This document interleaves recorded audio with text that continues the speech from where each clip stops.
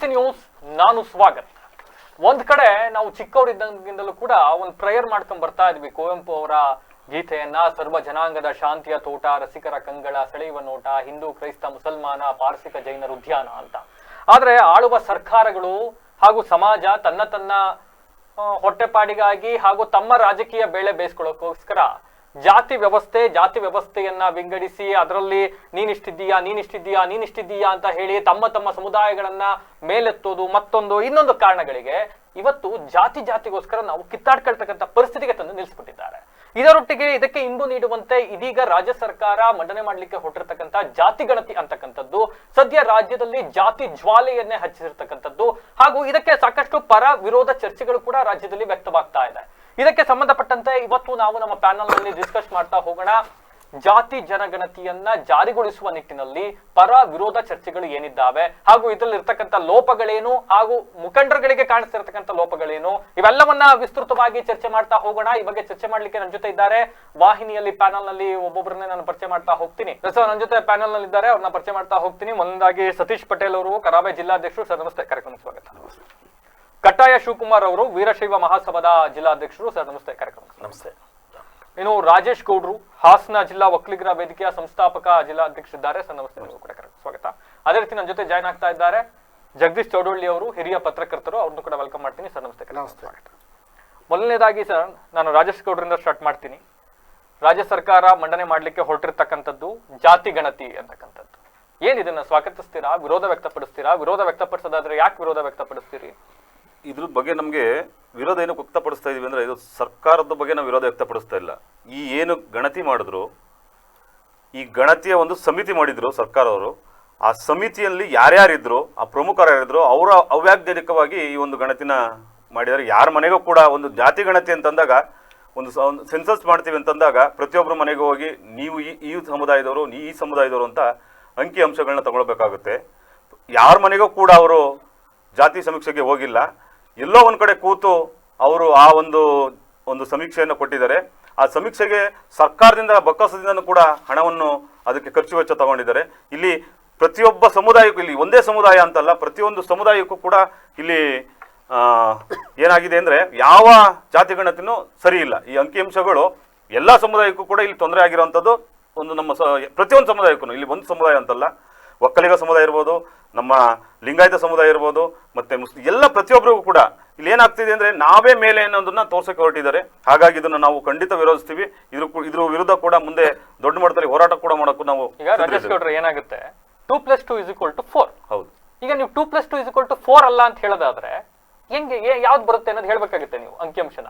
ಅಂದ್ರೆ ನಾನು ಏನ್ ಇದನ್ನ ಕೇಳಕೊಟ್ಟೆ ಅಂದ್ರೆ, ಈಗ ನೀವು ಸರ್ಕಾರ ಕೊಟ್ಟಿರೋ ಪ್ರಕಾರ ಒಕ್ಕಲಿಗರು 70 ಲಕ್ಷ ಜನ ಇದ್ದಾರೆ ಅಂತ ಹೇಳ್ತಾರೆ. ನೀವು 70 ಲಕ್ಷ ಅಲ್ಲ ಅನ್ನೋದಾದ್ರೆ ನೀವು ಎಷ್ಟು ಜನ ಇದ್ದಾರೆ ಅಂತ ಇಲ್ಲ ನೀವು ಸರ್ವೆ ಮಾಡಿರ್ಬೇಕು ನಿಮ್ ಸಂಘಟನೆಯಿಂದ, ಅಥವಾ ನಿಮ್ಮ ಹತ್ರ ಒಂದು ಅಂಕಿಅಂಶ ಇರ್ಬೇಕು.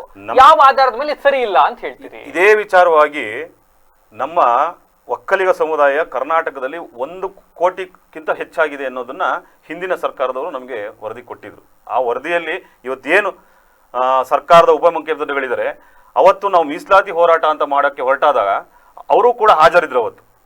ಅವತ್ತು ಹೋದ ಏನು ಸರ್ಕಾರ ಇತ್ತು, BJP ಸರ್ಕಾರದಲ್ಲಿ, ಅವತ್ತಿನ ಸರ್ಕಾರದಲ್ಲಿ ಉಪಮುಖ್ಯಮಂತ್ರಿಗಳಾಗಿ ಆರ್ ಅಶೋಕರಿದ್ರು, ಮತ್ತೆ ಅಬಕಾರಿ ಸಚಿವರಾಗಿ ಗೋಪಾಲಯ್ಯನವರಿದ್ರು, ಮತ್ತೆ ಸುಧಾಕರ್ ಎಲ್ಲ ಒಂದು ನಮ್ಮ ರಾಜ್ಯ ಒಕ್ಕಲಿಗ ಸಂಘದಲ್ಲಿ ಸರ್ಕಾರದ ವಿಚಾರಕ್ಕೆ ಬಂದ್ರೆ ಬಿಜೆಪಿ ಅವರು ಮೊದಲಿಂದಲೂ ಜಾತಿ ಗಣತಿನ ವಿರೋಧ ಮಾಡ್ಕೊಂಡು ಬಂದ್ರು. ಅದಕ್ಕೆ ಅವರ ಅವಧಿಯಲ್ಲಿ ಅದನ್ನ ಅವರು ಘೋಷಣೆ ಮಾಡ್ಲಿಲ್ಲ. 2014ರಲ್ಲಿ ಆಗಿದ್ದು 2015ರಲ್ಲಿ ಪ್ರಾರಂಭ ಆಯ್ತು. ಅವ್ರ ಸರ್ಕಾರದ ಅವಧಿಯಲ್ಲಿ ಅವ್ರು ಅದನ್ನ ಮಂಡನೆ ಮಾಡ್ಲೇ ಇಲ್ಲ. ಈಗ ಕಾಂತರಾಜ್ ಅವರದ್ದು ಪಾಪ ಅವಧಿ ಮುಗಿತು, ಈಗ ಮಂಡನೆ ಮಾಡ್ತಾ ಇದ್ದಾರೆ. ಸೊ ಬಿಜೆಪಿ ಅವರು ಅವತ್ತಿಂದಲೂ ವಿರೋಧ ಮಾಡ್ತಾ ಇದಾರೆ, ಇವತ್ತು ವಿರೋಧ ಮಾಡ್ತಾವ್ರೆ. ಬಿಜೆಪಿ ಅವರು ವಿರೋಧ ಮಾಡ್ತೀರಾ ಅಂತ ನೀವು ವಿರೋಧ ಮಾಡ್ತೀರಾ? ಸಮುದಾಯದವರು ನಾವು ಪಕ್ಷಗಳನ್ನ ವಿರೋಧ ಮಾಡ್ತಾ ಇಲ್ಲ. ಇಲ್ಲಿ ಯಾವ ತರ ಮಾಡಿದ್ರಿ ನೀವು, ಎಲ್ಲಿ ಯಾವ ಆಧಾರದ ಮೇಲೆ ನೀವು ಇದನ್ನ ಮಾಡಿದ್ರಿ ಅನ್ನೋದು ನಮ್ಮ ಒಂದು. ಈಗ ಕಾಂತರಾಜ್ ವರದಿಯಲ್ಲಿ ಅವ್ರು ಮಾಡ್ಬೇಕಾದ್ರೆ ಅವ್ರು ಹೇಳ್ತಾರೆ ಸರ್, ಬಹಳ ಸಿಂಪಲ್ ಆಗಿ ಹೇಳ್ತಾರೆ. 2015 ಏಪ್ರಿಲ್ 11ನೇ ತಾರೀಕು ಸಮಿತಿ ರಚನೆಯನ್ನ ಮಾಡ್ತಾರೆ. ನಾವು ಮೇ 30, 2015ಕ್ಕೆ ಮುಗಿಸ್ತೀವಿ.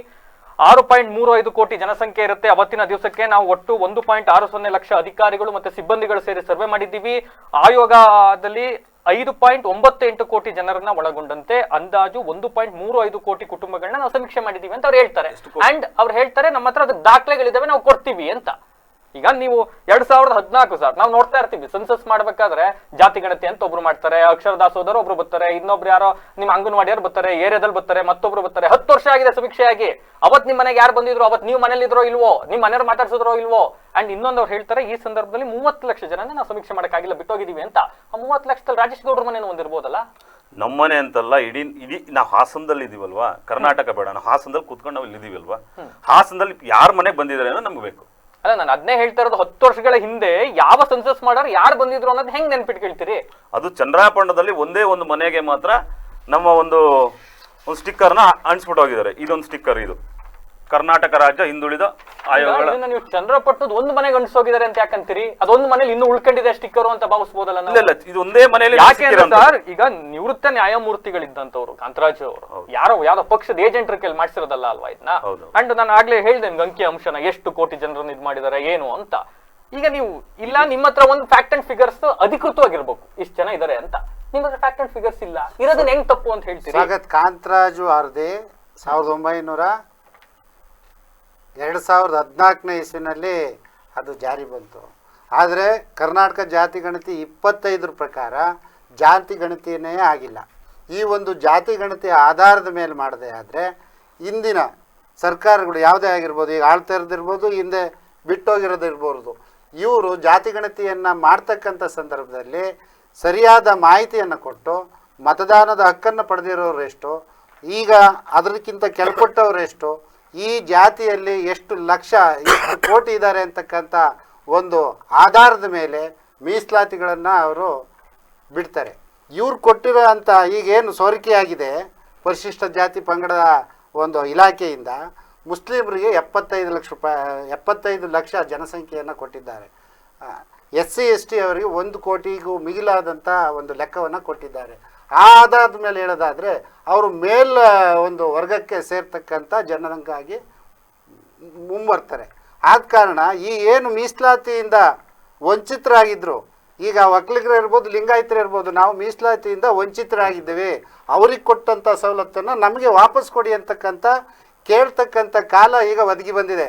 ಇದು ರಾಜಕಾರಣಿಗಳ ತಮ್ಮ ತೆವಲಿಗಾಗಿ ಆಧಾರದಲ್ಲಿ. ಈಗ ನೀವ್ ಹೇಳ್ತಾ ಇದ್ದೀರಿ ಈ ಜಾತಿ ಗಣತಿ ವರದಿಯಿಂದ ನಿಮ್ಮ ಮೀಸಲಾತಿ ಏನಿತ್ತು ಅದು ಕಡಿಮೆ ಆಗ್ಬಿಡುತ್ತೆ ಅಂತ ನಿಮ್ಮ ವಾದ? ಮೀಸಲಾತಿ ಕಡಿಮೆ ಅಂತಲ್ಲ, ನಾವು ಮುಂದುವರೆದ ಜನಾಂಗ ಅಂತ ಹೇಳಿ ಬಹಳ ವರ್ಷಗಳಿಂದ ನಮ್ಮ ಗಮನಕ್ಕಿರಲಿ. ಇದೇ ಆಯೋಗ ನಿಮ್ಮ ಗಮನದಲ್ಲಿರ್ಲಿ. ಇದೇ ಆಯೋಗ ವರದಿ ಸಲ್ಲಿಸಬೇಕಾದ್ರೆ ಕೂಡ ಹೇಳುತ್ತೆ, ಹೊಸ ಏನು ಜಾತಿ ಗಣತಿ ಪ್ರಕಾರ ಇಲ್ಲಿವರೆಗೂ ಒಕ್ಕಲಿಗ ಸಮುದಾಯಕ್ಕೆ 4% ಮೀಸಲಾತಿ ಇತ್ತು, 7% ಜಾಸ್ತಿ ಮಾಡ್ಬೇಕು ಅಂತ ಹೇಳುತ್ತೆ ಈ ಹೊಸ ಅಂಕಿಅಂಶದ ಪ್ರಕಾರ. ಲಿಂಗಾಯತ ಸಮುದಾಯಕ್ಕೆ 5% ಮೀಸಲಾತಿ ಇತ್ತು, 8% ಮಾಡ್ಬೇಕು ಅಂತ ಹೇಳುತ್ತೆ. ಈ ಜಾತಿ ಗಣತಿ ಆಧಾರದಲ್ಲಿ ನಿಮ್ಮ ಮೀಸಲಾತಿ ಹೆಚ್ಚಾಗ್ತಾ ಇದೆ. ಅದು ಹೆಚ್ಚಾಗ್ತಾ ಇರೋದನ್ನ ನೀವು ವಿರೋಧಿಸ್ತಾ ಇದ್ದೀರಾ? ಹಂಗಿದ್ರೆ ಹೆಚ್ಚಾಗೋದನ್ನ ವಿರೋಧಿಸ್ತಾ ಇಲ್ಲ. ಆದ್ರೆ ಒಂದು ಉದಾಹರಣೆ ಕೊಡ್ಬೋದಾ ಹೇಳಿ? ದಾಸ ಒಕ್ಕಲಿಗರು ಅಂತ ಹೇಳ್ತಾರಲ್ಲ, ಬರೀ 17,000 ಜನ ಇದಾರೆ. ಒಂದು MLA ಕಾನ್ಸ್ಟಿಟ್ಯೂನ್ಸಿನ ಮೇಲೆ ನೋಡ್ತಾ ಇದೆ, ಒಂದು MP ನ ಕಂಟ್ರೋಲ್ ಮಾಡಂತ ತಾಕತ್ತಿರೋದು ಇಲ್ಲಿ ದಾಸ ಒಕ್ಕಲಿಗರು. ಸುಮಾರು 1 ಲಕ್ಷಕ್ಕೂ ಅಧಿಕವಾದ ಒಂದು ಕ್ಷೇತ್ರ. ಕೇಳಿ, ಹಾಸನ ಒಂದು ಕ್ಷೇತ್ರದಲ್ಲೇ ಒಂದು MLA ನ ಒಂದು MP ನ ಲೀಡ್ ಮಾಡೋಂಥದ್ದು ಕೆಪಾಸಿಟಿ ಇರುವಂಥದ್ದು ಒಕ್ಕಲಿಗರಿಗೆ ಇಲ್ಲಿ. ಆಯ್ತಾ? ನನಗೆ ಮುಸಲ್ಮಾನರದ್ದು ಜನಸಂಖ್ಯೆ ಜಾಸ್ತಿ ಇದೆ, ಅವ್ರದ್ದಿದೆ ಇವ್ರದ್ದಿದೆ ಅಂತಲ್ಲ. ನೋಡಿ, ನೆಕ್ಸ್ಟ್ ಮೀಸಲಾತಿ ಬಂದ ಸಂದರ್ಭದಲ್ಲಿ ನಮ್ಮ ಒಕ್ಕಲಿಗರಿಗೂ ಸಹ ಅನಾನುಕೂಲ ಆಗುತ್ತೆ. ಯಾಕೆ ಅಂತ ಅಂದರೆ ಜಾತಿ ಗಣತಿಯ ಮಾಡಿರೋ ಉದ್ದೇಶನೇ ಅದು. ಇವ್ರಿಗೆ ಇಷ್ಟು % ಕೊಡಬೇಕು, ಇವ್ರಿಗೆ ಇಷ್ಟು % ಕೊಡಬೇಕು ಅಂತ ಹೇಳ್ಬಿಟ್ಟು ಇವತ್ತು ತರ್ತಾರೆ. ಕೆಲಸದಿಂದ ಇರ್ಬೋದು, ಹುದ್ದೆ ಇರ್ಬೋದು, ಮತ್ತು ಎಜುಕೇಷನ್ ಇರ್ಬೋದು, ಮತ್ತು ಯಾವುದೋ ಸರ್ಕಾರಿ ವಿಚಾರಗಳಿಗೆ ತರ್ತಾರೆ. ಈಗ ಕಾಂಟ್ರಾಕ್ಟ್ ತರ್ತಾ ಇದ್ದಾರೆ. ಆಯ್ತಾ? ಅದೇ ರೀತಿ ತಂದು ಇದು ಮಾಡ್ತಾರೆ. ಎಲ್ಲ ಜನಾಂಗನೂ ನೋಡಬೇಕು. ಸರ್ವ ಜನಾಂಗದ ಶಾಂತಿಯ ತೋಟ ಅಂತ ಹೇಳ್ಬಿಟ್ಟು ಹೇಳಿದ್ರು. ಕುವೆಂಪು ಅವ್ರು ಹೇಳಿದ ಮಾತು ನೀವು ಹೇಳಿದ್ರಿ. ಇವತ್ತು ಕುವೆಂಪು ಒಂದು ಜಾತಿನೇ ನೀವು ಕಡೆಗಣಿಸ್ತಾ ಇರಲ್ಲ, ನೀವು ಒಕ್ಕಲಿಗ ಜಾತಿನ. ಇದು ತಪ್ಪು. ಅದು ಏನು ನಾವು ಇದು ವರದಿನ ಒಪ್ಪಲ್ಲ. ಯಾಕೆಂದರೆ ಕಾಂತರಾಜ್ ಅವರು ವರದಿ ಕೊಡ್ಬೇಕಾದ್ರೆ ಕದ್ದೋರು ಯಾಕೆ ಹೋದ್ರಿ ಹೋದ್ರು ಅಂತಂದ್ರಲ್ವಾ? ಏನು ಹೋದ್ರಿ? ಒರಿಜಿನಲ್ ಅಂತ ಹೋದ್ರು ಅಲ್ವಾ? ಅಂದರೆ ಇದು ಏನು ಇವತ್ತು ಈ ಸಲ ಜಾತಿ ಗಣತಿ ಮಾಡಿದರೆ ಇದು ಸರಿ ಇಲ್ಲ, ಅಂದರೆ ಒರಿಜಿನಲ್ ಇಲ್ಲ ಅಂತ ಹೇಳ್ಬಿಟ್ಟು ಅವರು ಪಲಾಯನ ಆದರು. ಯಾಕೆಂದರೆ ಈ ಸರ್ಕಾರಗಳು ಇವರು ನಂದು ಇಷ್ಟು ಓಟಿದೆ ಅಂತ ಹೇಳ್ಬಿಟ್ಟು ಇವರು ಓಟ್ನ ಇವರು MLA ಕ್ಷೇತ್ರಗಳನ್ನ ಬಲಪಡಿಸ್ಕೊಳ್ಳೋಕ್ಕಾಗಿ ಇವರು ಜಾತಿಗಳಂತ ಸುಳ್ಳು ಜಾತಿಗಳಂತ ಮಾಡ್ತಿದ್ದಾರೆ. ಹಾಗಾದರೆ ಈಗ ಹಿಂದೆ ನಾನು ಚಿಕ್ಕ ಹುಡುಗರಿಂದ ಹೇಳ್ತಿದ್ದೆ 5 ಕೋಟಿ ಕನ್ನಡಿಗರಿದ್ದೇವೆ ಅಂತ ಪಿಕ್ಚರ್ನಲ್ಲಿ ಡೈಲಾಗ್ಗಳು ಕೇಳ್ತಿದ್ದೆ. ಹಂಗಾರೆ ಇವತ್ತು ಬರೀ 5 ಕೋಟಿ ಇರೋದಾ? 6 ಕೋಟಿ ಇರೋದಾ? 1 ಕೋಟಿ ಜಾಸ್ತಿ ಆಗಿರೋದಾ 20-30 ವರ್ಷಕ್ಕೆ? 7 ಕೋಟಿ ಮೇಲೆ ಜನಸಂಖ್ಯೆ ಇದೆ. ನೀವು ಆ ಜನಸಂಖ್ಯೆನ ಯಾಕೆ ಇದು ಮಾಡ್ತಿಲ್ಲ? ನೋಡಿ, ನಾವು ಒಕ್ಕಲಿಗರಲ್ಲಿ ಏನಾಗುತ್ತೆ ಅಂತಂದ್ರೆ ಇಲ್ಲಿ ನಾವು ತಂದೆ ತಾಯಿಗಳನ್ನ ಬಿಟ್ಟು ಬಾಂಬೆ ಹೋಗ್ತಾರೆ, ಅಲ್ಲಿ ಗಂಡನ ಸೆಟ್ಲ್ ಆಗಿರ್ತಾರೆ. ಇಲ್ಲಿ ಸೆನ್ಸಸ್ ಬಂದು ಕೇಳೋರು ಏನ್ ಗೊತ್ತಾ, ನಿಮ್ಮಲ್ಲಿ ಯಾರಿದ್ರಿ? ನಾನು ನನ್ನ ಗಂಡ, ನಿಮ್ಮ ಮಕ್ಕಳು ಬೆಂಗಳೂರು ಇದ್ದಾರೆ.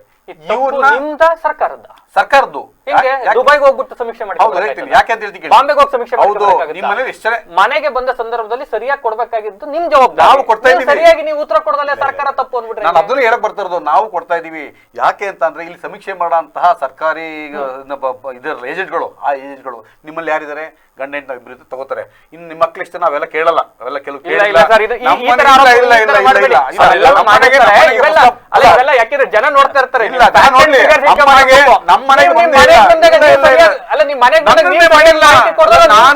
ನಾನೊಬ್ಬ ಹೋರಾಟಗಾರ, ಇಲ್ಲಿ ಹೋರಾಟಗಾರ ಬಿಡಿ ಸರ್. ನಿಮ್ ಮನೆಗ್ ಬಂದಾಗ ನೀವು ಸರಿಯಾದ ಮನೆಗೆ ಬಂದಿರ್ತಾನೆ, ನನ್ನ ಮನೆಗೆ ಬಂದಿರ್ತಾನೆ, ನನ್ನ ಕೇಳಿದಿರ್ತಾನೆ.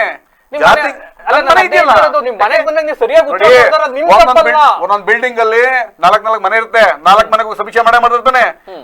ನಾನಿರೋ ಮನೆಯಲ್ಲಿ 3 ಮನೆ ಇದೆ, 3 ನನ್ನ ಮನೆಗೆ ಯಾಕೆ ಬಂದಿಲ್ಲ? ನನ್ನ ಮನೆಗೆ 2015ರಿಂದ ಇವತ್ತವರೆಗೂ ನಿಮ್ ಮನೆಗೆ ಯಾರ್ಯಾರು ಯಾವ್ಯಾವ ಸಮೀಕ್ಷೆಗೆ ಬಂದಿದೆ ಅಂತ ನೆನಪಿದೆ? ಯಾವ್ದು ಸಮೀಕ್ಷೆ ಬಂದೇ ಇಲ್ಲ, ಯಾವ್ದು ಸಮೀಕ್ಷೆ ಬಂದಿಲ್ಲ. ನಾನೇ ಓಟ್ನ ನನ್ನ 16ನೇ ವಾರ್ಡ್ಗೆ ನನ್ನ ಓಟ್ನ ಶಿಫ್ಟ್ ಮಾಡ್ಕೋಬೇಕಾದ್ರೆ ನಾನೇ ಹೋಗಿ ಮಾಡ್ಕೋಬೇಕು. ಇವತ್ತು ಪರಿಸ್ಥಿತಿ ಹೆಂಗಿದೆ ಅಂತಂದ್ರೆ ಎಲ್ಲ ಕೂತ್ಕೊಂತಾರೆ, ಸರ್ಕಾರ ಕೆಲಸ ಮಾಡಿಸ್ತಲ್ಲ, ಸರ್ಕಾರ ಕೆಲಸಗಾರನ ಕೆಲಸ ಮಾಡಿಸ್ತಲ್ಲ. ಅವರು ವರದಿ ಬೇಕು, ಅವ್ರ ಹಳೆ ವರದಿ ಇರುತ್ತಲ್ಲ ಅದನ್ನ ತಗೊಂಡು ಮುಸಲ್ಮಾನ ಏರಿಯಾಗಳಲ್ಲಿ ಕೆಲಸ ಮಾಡ್ತಾರೆ. ಯಾಕೆಂದ್ರೆ ಅವ್ರಿಗೆ ಹೆಂಗ್ ಸಿಗುತ್ತೆ ಅಂತಂದ್ರೆ, ಅವರು ನೋಡಿ ನನಗೆ ಇವತ್ತು ಇದೇ ಇಲ್ಲ ಏನಿಲ್ಲ ರೇಷನ್ ಕಾರ್ಡ್ ನಾನು ಮಾಡ್ತಿಲ್ಲ. ಯಾಕೆ ಮಾಡ್ತಿಲ್ಲ ಅಂತಂದ್ರೆ, ನಾನು ಸರ್ಕಾರ ನನಗೆ ದುಡಿತೀನಿ ಮಾಡ್ತೀನಿ, ನನಗೆ ಸರ್ಕಾರದ ಇಲ್ಲಿ ಬಿಟ್ಟಿ ಬಾಗಿಗಳು ಬೇಡ ಅನ್ನೋ ಒಂದು ಉದ್ದೇಶದಲ್ಲಿ ಇವತ್ತು ನಾನು ಮಾಡ್ತಲ್ಲ. ಏನಾಗುತ್ತಂದ್ರೆ ಕೆಳವರ್ಗದಲ್ಲಿರುವಂಥ ಮುಸಲ್ಮಾನರು ಇರ್ಬೋದು, ಬೇರೆ ಬೇರೆ ವರ್ಗಗಳಿರ್ಬೋದು, ಆ ವರ್ಗಗಳು ಏನಾಗುತ್ತೆ ಅಂತಂದರೆ ಅವರು ಆಧಾರ್ ಕಾರ್ಡ್ನ ಫಸ್ಟ್ ಮಾಡಿಸ್ತಾ ಶುರು ಮಾಡ್ತಾರೆ, ರೇಷನ್ ಕಾರ್ಡ್ ಮಾಡಿಸ್ತಾರೆ. ನಮ್ಮಲ್ಲಿ ರೇಷನ್ ಕಾರ್ಡ್ ನಮ್ಗೆ ಯಾಕೆ BPL ಇಲ್ಲ, BPL ಕೊಡಲ್ಲ, IPL ಇದಾಕ್ಬೇಕು ನಮಗೆ ಅಂತ ಹೇಳ್ಬಿಟ್ಟು ನಾವು ಮಾಡಿಸ್ತಲ್ಲ.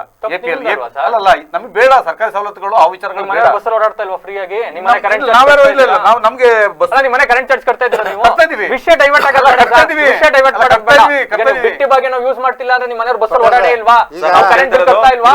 ಕಟ್ತಾ ಇದೀವಿ. ನಿಮ್ಮ ಪ್ರಶ್ನೆ ಮುಗಿಸ್ಬಿಡ್ತೀನಿ ಸರ್. ನೀವೀಗ 2015ರಲ್ಲಿ ಮಾಡಿದ ಜಾತಿ ಗಣತಿ ವರದಿ ಪ್ರಕಾರ ಏನ್ ಅಂಕಿಅಂಶ ಕೊಟ್ಟಿದ್ದಾರೆ ತಪ್ಪು ಅಂತ ಹೇಳ್ತೀರಿ. ಹೌದು. 2011ರ ಗಣತಿಯನ್ನು ಒಪ್ಕೊಳ್ತೀರಾ ನೀವು? ಹಿಂದೆ ವಿಚಾರ ಚರ್ಚೆ ಮಾಡ್ತಲ್ಲ, ನಾನ್ ಹೇಳ್ತಾ ಇರೋದು ಅಂತಂದ್ರೆ ಒಂದು ವಿಚಾರ, ದಾಸ ಒಕ್ಕಲಿಗರನ್ನ ಇಲ್ಲಿ ಒಂದು MLA ಕಾನ್ಸ್ಟಿಟ್ಯೂಷನ್ ನಿರ್ಧಾರ ಮಾಡುತ್ತೆ. ದಾಸ ಒಕ್ಕಲಿಗ ಬರೀ 17,000 ಜನ ಸೇರ್ತಾರೆ ಅಂತಂದ್ರೆ ಇದು ಯಾವ ನ್ಯಾಯ? ಅಲ್ಲ, ನೀವು 2014 ನೀವು ಒಪ್ತೀರಾ ಸರ್? ದಾಸ ಒಕ್ಕಲಿಗರು ಬರೀ 17,000 ಜನ ಇದ್ದಾರೆ ಹಾಸನಲ್ಲಿ. ಅಲ್ಲ, ನಾನು ಲೆಕ್ಕ ಹಾಕಿಲ್ಲ. ನೀವು ನಾನು ಈ ಜಿಲ್ಲೆಯಲ್ಲಿ ನಾನು ನಿಮ್ಗೆ ಹೆಚ್ಚು ಕಮ್ಮಿ ತೋರಿಸ್ತೀನಿ ಬನ್ನಿ. ನಿಮ್ಗೆ ಇಷ್ಟು ನಿಮ್ಗೆ ಹಾಸನ ಜಿಲ್ಲೆ ಕನಿಷ್ಠ ಅಂದ್ರೆ 70,000 ಜನ ನಾನು ತೋರಿಸ್ತೀನಿ. ಈಗ ನನ್ನ ಪ್ರಶ್ನೆ ಸ್ಟಾರ್ಟಿಂಗ್ ಇದ್ದು ಅದೇ ಸರ್, ನನಗೆ ಗೊತ್ತಾಗಿದೆ. ನನ್ನ ಪ್ರಶ್ನೆ ಇಷ್ಟೇ, ಗೊತ್ತಾಗ್ತಿರೋದು ಇಷ್ಟೇ. ನಾನು ಅಷ್ಟೊತ್ತಿಂದ ಕೇಳ್ತಾ ಇರೋದು, ಈಗ ನೀವು ಇಲ್ಲಿ 70,000 ಜನನೋ 10,000 ಜನನೋ 20,000 ಜನನೋ ನೀವು ತಪ್ಪು ಅಂತ ಹೇಳೋದಾದ್ರೆ ನೀವು ಲೆಕ್ಕ ಹಾಕ ಬಂದಿರ್ಬೇಕಲ್ಲ. ನಾನು ಹೇಳ್ತಾ ಇದ್ದಲ್ಲ, ಯಾವಾಗ ಆದ್ಮೇಲೆ ಲೆಕ್ಕ ಹಾಕಿದ್ರಿ? ಇಲ್ಲಿ ಓಟಿದ್ದಿಲ್ಲ, ಇಲ್ಲಿ ಓಟಿದ್ದಿಲ್ಲ. ಎಲ್ಲಿ ದಾಸ ಓಟ್ಗಳ ನಿರ್ಣಾಯಕ ಹಾಸನ MLA ಕ್ಷೇತ್ರದಲ್ಲಿ ದಾಸ ಒಕ್ಕಲಿಗ ಓಟ್ ಎಷ್ಟಿದಾವೆ ಅಂತ ಎಲ್ಲಿ ನಿರ್ಣಯ ಮಾಡಿದ್ರೆ? ಯಾವ ಆಧಾರದ ಮೇಲೆ ನಿರ್ಣಯ ಮಾಡಿದ್ರಿ? 2011ರ ಜನಗಣತಿಯನ್ನ ಆಧಾರವಾಗಿ ಇಟ್ಕೊಂಡು ನೀವು ಎಷ್ಟೆಷ್ಟು ಜನ ಇದಾರೆ ಅಂತ ಹೇಳ್ಕೊಂಡು ಓಡಾಡ್ತಾ ಇದೀರಲ್ರಪ್ಪ ಇವತ್ತವರೆಗೂ. 2011ರ ಜನಗಣತಿ ಆಧಾರದ ಮೇಲೆ ನಾವು ಒಕ್ಕಲಿಗರು ಎಷ್ಟವ್ರೆ, ಇವ್ರು ಎಷ್ಟು ಜನ ಇದಾರೆ ಅಂತ ಹೇಳ್ಕೊಂಡು ಓಡಾಡ್ತಾ ಇದೀವಿ. 2011ರ ಜನಗಣತಿ ಪ್ರಕಾರ ಒಕ್ಕಲಿಗರು 61,68,652 ಜನ ಅಂತ ಹೇಳ್ತಾರೆ. 2014 4 ವರ್ಷ ಆದ್ಮೇಲೆ ಮತ್ತೆ ಜನಗಣತಿ ಮಾಡ್ತಾರೆ. 2014 ಸಂದರ್ಭದಲ್ಲಿ 61,68,352 ಜನ ಆಗ್ತಾರೆ ಅಂತ ಅಂದ್ರೆ ಈ ಸಂದರ್ಭದಲ್ಲಿ ಏನಾಗುತ್ತೆ, 2011ರಲ್ಲಿ ಮಾಡಿದಾಗ 6,01,00,000 ಜನರು ಮಾಡಿರ್ತಾರೆ. ಆದ್ರೆ 2015ರ ಅಂಕಿಅಂಶ ತಗೋಬೇಕಾದ್ರೆ 5,98,000 ಜನ ತಗೊಳ್ತಾರೆ. ಹಾಗಾಗಿ ಲಾಟ್ ಆಫ್ ಡಿಫರೆನ್ಸ್ ಕಾಣಿಸ್ಲಿಲ್ಲ. ನೀವು 2011 ಒಪ್ಕೋತೀರಿ ಅನ್ನೋದಾದ್ರೆ ನೀವು 2000 ನಾನು ಯಾವ್ದು ಒಪ್ತಾ ಇಲ್ಲ. ನಾನು ಹೇಳ್ತಾ ಇರೋದು ರಾಜ್ಯಾದ್ಯಂತ ಒಂದ್ ನಿಮಿಷ, ರಾಜ್ಯಾದ್ಯಂತ 17,000 ಜನ ದಾಸ ಒಕ್ಕಲಿಗ ತೋರಿಸ್ತಿರಲ್ಲ ನೀವು. ಒಂದ್ ದಾಸ ಒಕ್ಕಲಿಗರಿಗೆ ಒಂದು MLA ಕ್ಷೇತ್ರ ನಿಗದಿ ಮಾಡಿ ಇಟ್ಟಿದ್ರಲ್ವಾ, ನೀವು ಹೆಂಗ್ ಕೊಡ್ತೀರಿ ಹಂಗಾರೆ? ಇಲ್ಲಿ ಜನಸಂಖ್ಯೆ ಇರೋದಕ್ಕೆ ನಾನು ದಾಸಗೌಡ ಒಬ್ಬ ಗೆಲ್ಲಿ ಅಂತ ಹೇಳ್ಬಿಟ್ಟು ನೀವು MLA ಕೊಡ್ತೀರಿ. ನೀವು ಜಾತಿ ಪಕ್ಷಿಗಳು ಕೊಡ್ಕೊಳ್ಳೋದು ಸರ್ಕಾರ, ಅವರು ಜಾತಿ ಗಣತಿ ಮಾಡದೆ ಅದೇ ಉದ್ದೇಶ. ಯಾಕೆಂದ್ರೆ ಯಾವ ಜನಾಂಗ ಎಲ್ಲಿ ಜಾಸ್ತಿ ಇರುತ್ತೆ ಅದು ಗೆಲ್ಬೇಕು ಅಂತ ನಿಮ್ ಪಕ್ಷಗಳಿಗೆ ಬಿಟ್ಕೊಂಡಿದ್ದು. ನೋಡಿ, ರಾಜ್ಯಾದ್ಯಂತ ನಾನು ಹೇಳ್ತಿರೋ ಪ್ರಕಾರ ನಾವು 1.4 ಲಕ್ಷಕ್ಕಿಂತ ಜಾಸ್ತಿ ಇದೀವಿ ನಾವು, ಯಾರೋ ಒಕ್ಕಲಿಗರು. ಆಮೇಲೆ ದಾಸಗೌಡನ ಬರೀ 17,000 ರಾಜ್ಯದಲ್ಲಿ ನೀವೇ ಅತಿ ಹೆಚ್ಚಿರೋದು. ಹೌದು, ಲಿಂಗಾಯತರು ಬಿಟ್ರೆ ನೀವು. ಹೌದು, ಕರ್ನಾಟಕದಲ್ಲಿ ವೀರಶೈವ ಲಿಂಗಾಯತರು ಅತಿ ಹೆಚ್ಚು ಸಂಖ್ಯೆಯಲ್ಲಿ ಇದ್ದಾರೆ. ಇದು ಈಗ ಮಾಡಿರುವಂತ ಏನು ಜನಗಣತಿ ಅವೈಜ್ಞಾನಿಕವಾದದ್ದು. ಇದು ಯಾವುದೇ ರೀತಿ ಅಂತ ಯಾರೂ ಒಪ್ತಾ ಇಲ್ಲ. ಇದನ್ನ ಮುಸ್ಲಿಮರನ್ನ ಓಲೈಸೋದಕ್ಕಾಗಿ ಈ ಸರ್ಕಾರ ಇವರು ಜನಗಣತಿಯನ್ನ ಪ್ರಕಟಿಸ್ತಾ ಇದ್ದಾರೆ. ಇದನ್ನು ಖಂಡನೀಯ. ಇದನ್ನು ರಾಜ್ಯದ ಒಕ್ಕಲಿಗರ ಸಂಘನೂ ಸಹ ಖಂಡಿಸಿದೆ. ಅದೇ ರೀತಿ ನಮ್ಮ ಅಖಿಲ ಭಾರತ ವೀರಶೈವ ಮಹಾಸಭಾನೂ ಸಹ ಇದರ ಬಗ್ಗೆ ಖಂಡಿಸಿದೆ. ಇದಕ್ಕೆ ಜನರು ಬೀದಿಗಿಳಿದು ಹೋರಾಟ ಮಾಡುವಂಥ ಸಂದರ್ಭ ಬಂದರೆ ಒಕ್ಕಲಿಗರು ಮತ್ತು ಲಿಂಗಾಯತರು ಒಟ್ಟಿಗೆ ಒಂದು ಹೋರಾಟ ಮಾಡುವಂಥ ನಿಟ್ಟಿನಲ್ಲೂ ಸಹ ನಮ್ದು ಒಂದು ಮಹಾಸಭಾದ ಒಂದು ಆಲೋಚನೆಯೂ ಸಹ ಇದೆ ಅಂತ ಈ ಸಂದರ್ಭದಲ್ಲಿ ಹೇಳ್ತಾ ಇದನ್ನ ಕ್ಲಿಯರ್ ಮಾಡ್ಕೊಂಡು ಮುಂದಕ್ಕೆ ಹೋಗೋಣ. ಹೇಳಿ. ನೀವ್ ಹೇಳಿದ್ರೆ ಹೇಳಿ. ಮುಸ್ಲಿಮರನ್ನ ಓಲೈಕೆ ಮಾಡುವ ಹೌದು. ನಿಟ್ಟಿನಲ್ಲಿ ಮಾಡ್ತಾ ಹೌದು. ಇದೆ ಅಂತ. ಮುಸ್ಲಿಂ 2011 ಜನಗಣತಿಯ ಪ್ರಕಾರ ಮುಸ್ಲಿಮರ ಸಂಖ್ಯೆ 78,93,065. ಹೌದು. ಇವತ್ತಿನ ವರದಿ ಪ್ರಕಾರ 75,25,880. ಕಡಿಮೆ ಆಯ್ತಲ್ಲ, ಹಂಗಂದ್ರೆ ಹೆಂಗ್ ಓಲೈಕೆ? ಅಲ್ಲಲ್ಲ, ಓಲೈಕೆ ಅಂತ ಅಂದ್ರೆ ಈ ಸರ್ಕಾರ ಈಗ ಮಾಡಿದ ನಿಮ್ಮ- ತಕ್ಷಣ ಈಗ ನೀವ್ ಹೇಳಿ ಸ್ಟೇಟ್ಮೆಂಟ್ ಅನ್ನ ಆಧಾರ ಇಟ್ಕೊಂಡ್ರೆ ಜಾಸ್ತಿ ಆಗ್ಬೇಕಾಗಿತ್ತು. ಹೌದು. 4 ವರ್ಷದಲ್ಲಿ ಕಡಿಮೆ ಹೆಂಗಾಯ್ತು? ಅಲ್ಲಲ್ಲ, ಹೆಂಗ್ ಓಲೈಕೆ ಅಂತ ಹೇಳ್ತೀರಿ? ಈಗ ಇವರು ತೋರಿಸಿದಾರಲ್ಲ ಲಿಂಗಾಯತರು ಇಷ್ಟೇ ಅಂತ. ಇವತ್ತು ಇಡೀ ಆ ಪ್ರಶ್ನೆ ಬೇಡ ಸರ್, ಆ highest ಪ್ರಶ್ನೆ rank ಬೇಡ. ಇದ್ದು. ಈಗ ಶಿವಕುಮಾರ್ ಸರ್, ಹಾ. ನನ್ನ ಪ್ರಶ್ನೆ ಸಿಂಪಲ್. ನೀವು ಮುಸ್ಲಿಮರನ್ನ ಓಲೈಕೆ ಮಾಡಕ್ಕೆ ಹೌದು. ಸರ್ಕಾರ ಮಾಡಿದೆ ಅಂತ ಮಾಡಿದೆ. ಹೇಳ್ತೀರಿ. 2011ರಲ್ಲಿ 78 ಲಕ್ಷ ಜನ ತೋರಿಸಿದ್ರು. 2015ಕ್ಕೆ ಬಂದಾಗ 75 ಲಕ್ಷ ಜನ ಆಗ್ತಾರೆ. ಕಡಿಮೆ ಆಯ್ತಲ್ಲ, ಹೆಂಗೆ ನೀವು ಓಲೈಕೆ ಅಲ್ಲ, ಹೆಂಗಾಯ್ತು? ಇದು- ಅಲ್ಲ, ಅವ್ರು ಮುಗಿಸ್ಲಿ. ಅಲ್ಲ, ಜಾಸ್ತಿ ಆಯ್ತು. ಅಲ್ಲ, ಉದಾಹರಣೆ ಒಂದೊಂದೇ ಮುಗಿಸ್ಕೊಂಡು ಹೋಗೋಣ. ಹೇಳಿ, ಸುಮ್ನೆ ಉದಾಹರಣೆ ಕೇಳ್ತಾ ಏನ್ ನಮ್ದೇ ತೋರಿಸಿದ್ದಾರೆ ಇಲ್ಲಿ, ನಮ್ದು ಒಕ್ಕಲಿಗರು ತೋರಿಸಿದ್ದಾರೆ. ನೀವು 17,000 ಜನ ದಾಸಗೌಡ ತೋರಿಸ ಅದನ್ನ ತಿಳಿಸಿ. ಅಲ್ಲ, ಅವ್ರು ನಾವೇ ಜಾಸ್ತಿ ಅಂತ ಬಂದವ್ರು, ನಿಮ್ದೇನ್ ತಪ್ಪುಗಳು ಇಲ್ಲಿ ತಪ್ಪುಗಳು ಇಲ್ಲಿದ್ದಿಲ್ಲ. ಇಲ್ಲಿಂದ ತಪ್ಪು ಸ್ಟಾರ್ಟ್ ಆಗಿದೆ, ಒಕ್ಕಲಿಗರ ತಪ್ಪು ಸ್ಟಾರ್ಟ್ ಆಗಿದೆ. ಅಲ್ಲಿಂದ ನೋಡಿ ಲಿಂಗ ಸರ್, ಇದು ಏನಾಗಿದೆ ಗೊತ್ತ್ರಿ? ಈಗ ಹಿಂದೆ ಲಿಂಗಾಯತರು ಹೈಯೆಸ್ಟ್ ಇದ್ರು ಕರ್ನಾಟಕದಲ್ಲಿ. ನೋಡಿ, ನೀವೇ ಮುಖ್ಯಮಂತ್ರಿಗಳು 7-8 ಜನ ಮುಖ್ಯಮಂತ್ರಿಗಳಾಗಿದ್ದಾರೆ. ಏನು ಜಾತಿ ಆಧಾರದ ಮೇಲೆ ಬಂದಿರೋದು ಮುಖ್ಯಮಂತ್ರಿದು ಇದ್ರ ಮೇಲೆ. ಈಗ ಈ ಜನಗಣತಿಯ ಪ್ರಕಾರ ಹೋದ್ರೆ ನಮಗೂ ಸಹ ಈಗ ಅಲ್ಪಸಂಖ್ಯಾತರಾಗುವಂತ ವ್ಯವಸ್ಥೆ ಇದೆ. ಮುಸ್ಲಿಮರನ್ನ ಕೋಟಿ ಮೇಲೆ 1 ಕೋಟಿಯಿಂದ ಆಚೆಗೆ ಮುಂದಕ್ಕೆ ನುಗ್ಗಿಸಿದ್ದಾರೆ. ಇದೊಂದು ಅವೈಜ್ಞಾನಿಕವಾಗಿದೆ. ಇದು ಯಾವುದೇ ರೀತಿಯ ಮೇಲ್ವರ್ಗವನ್ನ ತುಳಿಯುವಂತ ಅಂತ ಇದು ಕಾಂಗ್ರೆಸ್ ಗವರ್ಮೆಂಟ್ ಇಂದ ಸರ್ಕಾರದ ಇದಾಗಿದೆ. ಈಗ ನೀವು ವೀರಶೈವ ಮಹಾಸಭಾದ ಅಧ್ಯಕ್ಷರಾಗಿ ವೈಜ್ಞಾನಿಕ ಮಾದರಿಯಲ್ಲಿ ಹೆಂಗೆ ಮಾಡಬಹುದು ಅಂತ ಒಂದು ಸಲಹೆ ಅಲ್ಲ, ಮನೆ ಮನೆಗೆ ಹೋಗ್ಬೇಕು. ಈಗ ಅವ್ರು ಏನ್ ಮಾಡಿದ್ದಾರೆ, ಹಿಂದೆ ಜಿಲ್ಲಾಧಿಕಾರಿಗಳು 2015ರಲ್ಲಿ ಮಾಡಿದಾಗ ಏನ್ ಮಾಡಿದ್ದಾರೆ, DC ಅವ್ರ ಮೂಲಕ ಏನು ಶಾಲಾ ಶಿಕ್ಷಕರುಗಳಿದ್ರು ಅವ್ರ ಮೂಲಕ ಇದನ್ನು ಮಾಡಿಸಿದ್ದಾರೆ. ಇದಕ್ಕಾದೆ ಒಂದು ಸಮಿತಿ ಮಾಡಿ ಅದಕ್ಕಾಗಿ ಒಂದು ಈಗ ಕೆಲವುಗಳನ್ನ ಸರ್ಕಾರ ಯಾವ್ದಾದ್ರು ಒಂದು ಯೋಜನೆ ಶಿಕ್ಷಕರನ್ನ ಎಲ್ಲರೂ ನಾವು ನಂಬಬೇಕು ಅಂತ ಏನಿಲ್ಲ. ಶಿಕ್ಷಕರು ಎಲ್ಲ ಮನೆಗೆ ಹೋಗಿದ್ದಾರೆ ಅಥವಾ ಮಾಡಿದ್ದಾರೆ ಅಥವಾ ಏನೂ ಇಲ್ಲ. ಅದಕ್ಕಾಗಿ ಒಂದು ಸಮಿತಿ ಮಾಡಿ ಈಗ ಬೇರೆ ಬೇರೆದು ಕಮಿಟಿ ಮಾಡಿ. ಒಕ್ಕಲಿಗ ಮಹಾಸಭಾದ ಅಧ್ಯಕ್ಷರುಗಳು, ಲಿಂಗಾಯತರ ಮಹಾಸಭಾದ ಅಧ್ಯಕ್ಷರುಗಳು ಇವ್ರಗಳನ್ನ ಸಮಿತಿ ಮಾಡೋದವ್ರನ್ನ ಬಿಡಿ, ಮತ್ತೆ ಯಾರನ್ನ ಹಾಕ್ಬೇಕಾಗುತ್ತೆ? ಅದಕ್ಕಾಗಿ ಒಂದು ನಿಯೋಗಗಳಿರ್ತವೆ. ಅದೇ ಯಾರಿರ್ಬೇಕು ಅದ್ರೊಳಗಡೆ? ಮಾಡಿ ಯಾರಿರ್ಬೇಕು ಅದ್ರೊಳಗಡೆ ನಿಮ್ ಪ್ರಕಾರ? ಈಗೇನು ಈಗ ನಾನು ತಪ್ಪು ಅಂದ್ರೆ ಸರಿ ಅನ್ನೋದನ್ನೇನು ಅಂತ ತೋರಿಸ್ಬೇಕಲ್ಲ ಈ ಕೈಲಿ. ಇವತ್ತು ಒಂದು ನಿಯೋಗ ಮಾಡಿದಾಗ ಅನೇಕ ನಿರುದ್ಯೋಗಿಗಳಿದ್ದಾರೆ. ಅವರೆಲ್ಲರನ್ನು ತಗೊಂಡು ಒಂದು ಪಟ್ಟಿ ಮಾಡಿ. ನೀವು ಶಿಕ್ಷಕರನ್ನೇ ನಂಬ್ತಾ ಇಲ್ಲ, ಯಾರೋ ನಿರುದ್ಯೋಗಿ ಅದನ್ನ ತಪ್ಪು ಅಂತೀರಿ? ಇದು ಮನೆಯಲ್ಲಿ ಇದು ಆಲ್ರೆಡಿ ಕೋಟ್ಯಾಂತರ ರೂಪಾಯಿ ಖರ್ಚು ಮಾಡಿದೀವಿ. ನಾಳೆ ಅವ್ರದ್ದು ತಪ್ಪು ಅಂದಾಗ ಮತ್ತೊಂದು ಕೋಟ್ಯಾಂತರ ರೂಪಾಯಿ ಯಾಕೆ ಮಾಡಕತ್ತದ ನಾವು? ಇದು ಅವೈಜ್ಞಾನಿಕವಾಗಿದೆ.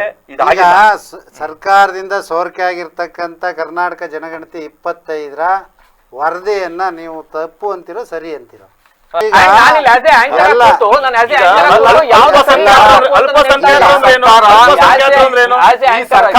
ಸರ್ಕಾರ ಏನ್ ಮಾಡ್ತಾ ಇದ್ರೆ ಮುಸಲ್ಮಾನಗಳ ಮೇಲೆ ಇತರ ಜಾತಿಗಳನ್ನ ಎತ್ತಿ ಕಟ್ಟುವಂತ ಕೆಲಸ ಮಾಡ್ತಾ ಇದೆ. ಕೇಳಿದೆ ನಿಮ್ಗೆ ಕಡಿಮೆ ಆಗಿದೆ, ಹೆಂಗೆ ಎತ್ತಿ ಕಟ್ತಾ ಇದ್ರೆ ಯಾಕೆ ಎತ್ಕೊಳ್ತಾ ಇದಾರೆ ಅಂತ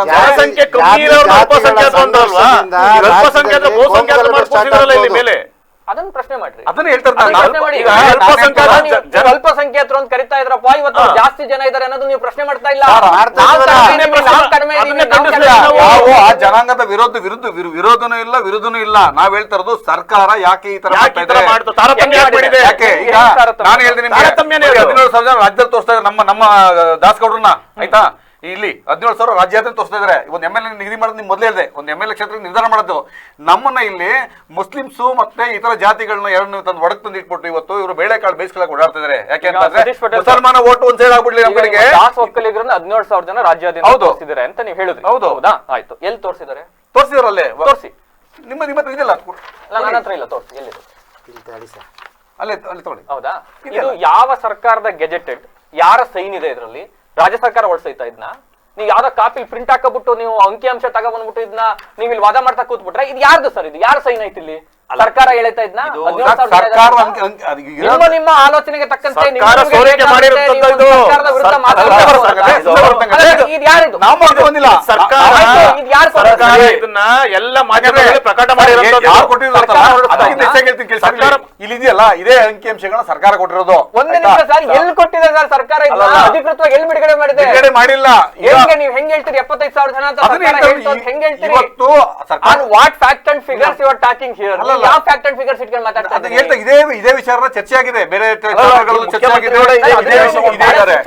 ಇದೇ ಸಂಖ್ಯೆ ಇದನ್ನ ಚರ್ಚೆ ಆಗಿರೋದ್ರಿಂದ ಹೇಳ್ತಾ ಇರೋದು. ಆಯ್ತು, ಯಾಕಂದ್ರೆ ಆಗ್ಲಿ. ನಾವು ದೊಡ್ಡ ದೊಡ್ಡ ಕೆಲವು ಬೇರೆ ಬೇರೆ ಡಿಬೇಟ್ ಅಲ್ಲಿ ಕೇಳಿದ್ವಿ. 17,000 ಆಗ್ಲಿ. ಇದ್ದಾರೆ. ದೊಡ್ಡ ದೊಡ್ಡ ಡಿಬೇಟ್ ಕೂತ್ಕೊಂಡು ಮುಖ್ಯಮಂತ್ರಿಗಳೇನಾರು ಹೇಳಿದಾರ ಇಷ್ಟು ಜನ ದಾಸ್ ಒಕ್ಕಲಿಗರು ಇಷ್ಟು ಜನ ಅಲ್ಲ, ಅವರು ಹೇಳ್ಬೇಕು ಅಂತ ಅಂದ್ರೆ ಯಾರು ಅಧಿಕೃತವಾಗಿ ಹೊರಡಿಸ್ಬೇಕಾಗಿರೋರು ಯಾರು? ಸರ್ಕಾರ ಹೊರಡಿಸ್ಬೇಕು. ಈಗ ನೀವು ಹಾಸನ ಕರಾವಳಿಯ ಜಿಲ್ಲಾಧ್ಯಕ್ಷರಿದ್ದೀರಿ ಹೌದು, ಸರ್. ಹೌದು. ಯಾವ್ದಾದ್ರು ಒಂದು ಪ್ರತಿಭಟನೆ ಕರೆ ಕೊಡಬೇಕು ಅಂದ್ರೆ ಜಿಲ್ಲಾಧ್ಯಕ್ಷರಾಗಿ ನೀವು ಕೊಡ್ತಿರೋ ಅಥವಾ ನಿಮ್ಮ ಸಂಘಟನೆಯಲ್ಲಿ ಇರ್ತಕ್ಕಂತ ಯಾರೋ ಒಬ್ರು ಮೆಸೇಜ್ ಆದ ತಕ್ಷಣ ಎಲ್ಲ ಬಂದು ಸೇರ್ಕೊಳ್ತೀರಾ? ಅಲ್ಲ, ಜಿಲ್ಲಾಧ್ಯಕ್ಷ ಅಧಿಕೃತವಾಗಿ ಜಿಲ್ಲಾಧ್ಯಕ್ಷರು ಹೇಳ್ಬೇಕಲ್ವಾ?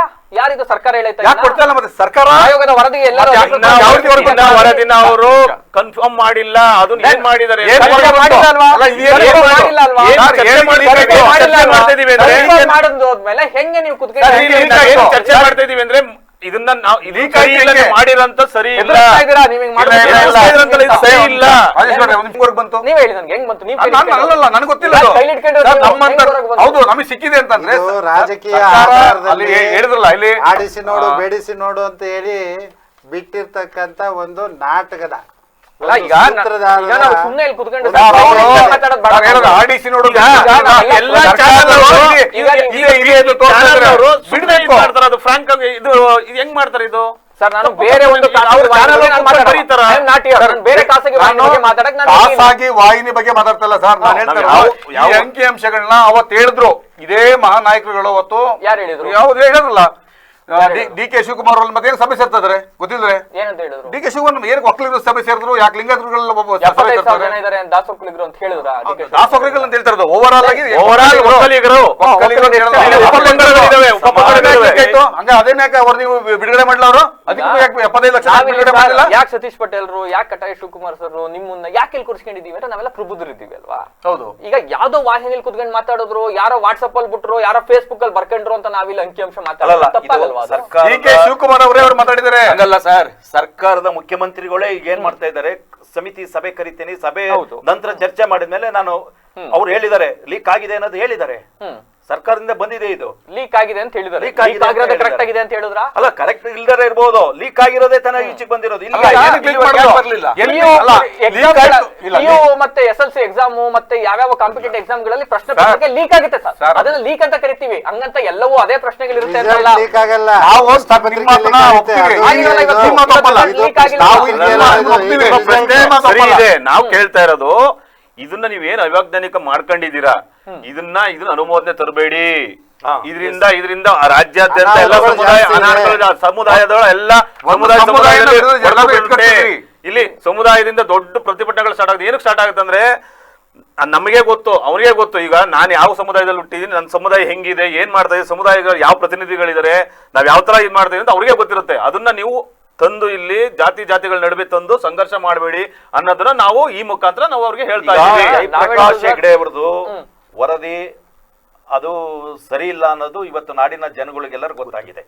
ಎಲ್ಲ ಜನಸಂಖ್ಯೆಯನ್ನು ನನಗೆ ಅರ್ಥ ಆಗಿದ್ರೆ ಅದೇ ಸರ್, ಹೆಂಗ್ ಗೊತ್ತಾಗ್ಬಿಡ್ತು ಜನಕ್ಕೆ? ಇನ್ನು ವರದಿನೇ ಹೆಂಗ್ ಗೊತ್ತಾಯ್ತು? ಸರ್ಕಾರ ಚದುರಂಗ ಆಟ ಆಡ್ತಾ ಇದೆ ಸರ್. ಸರ್ಕಾರ ಸುಮ್ಮನೆ ಕೂತಿಲ್ಲ. ಯಾಕೆ ಅಂತ ಅಂದ್ರೆ ಇವರೆಲ್ಲರೂ ಎತ್ಕಟ್ಟಿದ್ರೆ ಒಂದು ಸಮುದಾಯ ಮೇಲೆ ಎತ್ಕಟ್ಬಿಡ್ತಾರೆ. ಆ ಸಮುದಾಯ ನಮ್ಮ ಪರವಾಗಿ ಒಟ್ಟು ರಿಸರ್ವ್ ಆಗಿಬಿಡುತ್ತೆ ಅಂತ ಹೇಳ್ಬಿಟ್ಟು ಮುಸ್ಲಿಮ್ಸ್ ತೋರಿಸೋದು.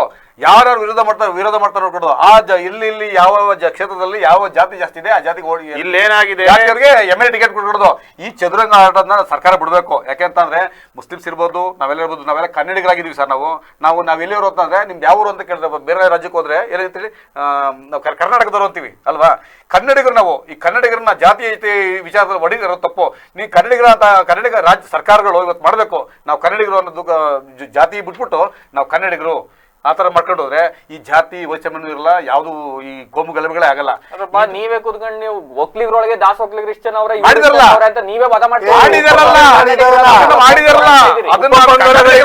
ಹೊಡೆದಿದಾರಲ್ಲ ಇವರು ಸರ್ಕಾರದವರು. ಯಾರು ಹೊಡೆದಿದ್ರು?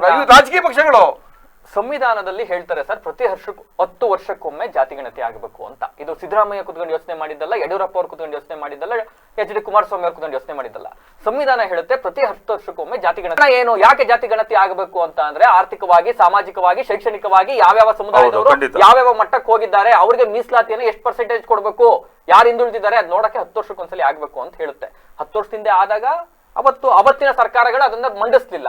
ಇವತ್ತು ಅನಿವಾರ್ಯವಾಗಿ ಸಮಿತಿ ಕೊಟ್ಟರನ್ನ ಮಂಡಿಸ್ಲೇಬೇಕಲ್ರಲ್ವಾ? ಪವಿತ್ರವಾದ ಸಂವಿಧಾನದ ಕೆಲಸನ ಇವರು ಮಾಡ್ತಾ ಇಲ್ಲ. 10 ವರ್ಷಕ್ಕೆ ಅಂತ ಹೇಳಿದ್ರಲ್ವಾ, 10 ವರ್ಷಕ್ಕೆ ಯಾಕೆ ಮಾಡ್ತಾ ಇಲ್ಲ ಇವರು? ಎಷ್ಟು ವರ್ಷ ಆಯ್ತು? 2012 ಯಾಕೆ 24 ಮಾಡಿದ್ರೆ ಎಷ್ಟು ನಮಗೆ ಮೀಸಲಾತಿ ಸತೀಶ್ ಪಟೇಲ್ ಯಾರನ್ನ ಪ್ರಶ್ನೆ ಮಾಡ್ಬೇಕು ನೀವು? 10 ವರ್ಷದವರೆಗೂ ಯಾಕೆ? ಈ ಹಿಂದೆ ಯಾವ ಸರ್ಕಾರ ಇತ್ತು? ಇದ್ದಂತ ಬಿಜೆಪಿ ಸರ್ಕಾರ ಇತ್ತು, ಅದರಿಂದ ಕಾಂಗ್ರೆಸ್ ಸರ್ಕಾರನೂ ಇತ್ತಲ್ಲ. ಕಾಂಗ್ರೆಸ್ JDS ಸರ್ಕಾರ ಮೈತ್ರಿಲಿ ಇತ್ತು.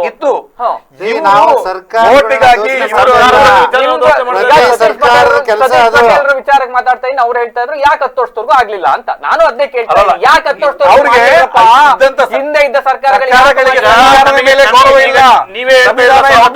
ಸಂವಿಧಾನ 4% ಇತ್ತು ಅಂತ 4% ಮೀಸಲಾತಿ ಸಿಕ್ಕಿದ್ದು ನಮ್ಗೆ 96ರಲ್ಲಿ. 96ರಿಂದ ಇಷ್ಟುವರೆಗೂ ನಮ್ಗೆ ಯಾಕೆ ಮೀಸಲಾತಿ ಆಗ್ಲಿಲ್ಲ? ಮತ್ತೆ ಜಾತಿಗಣತಿ ಆಗಿರ್ಲಿಲ್ಲ.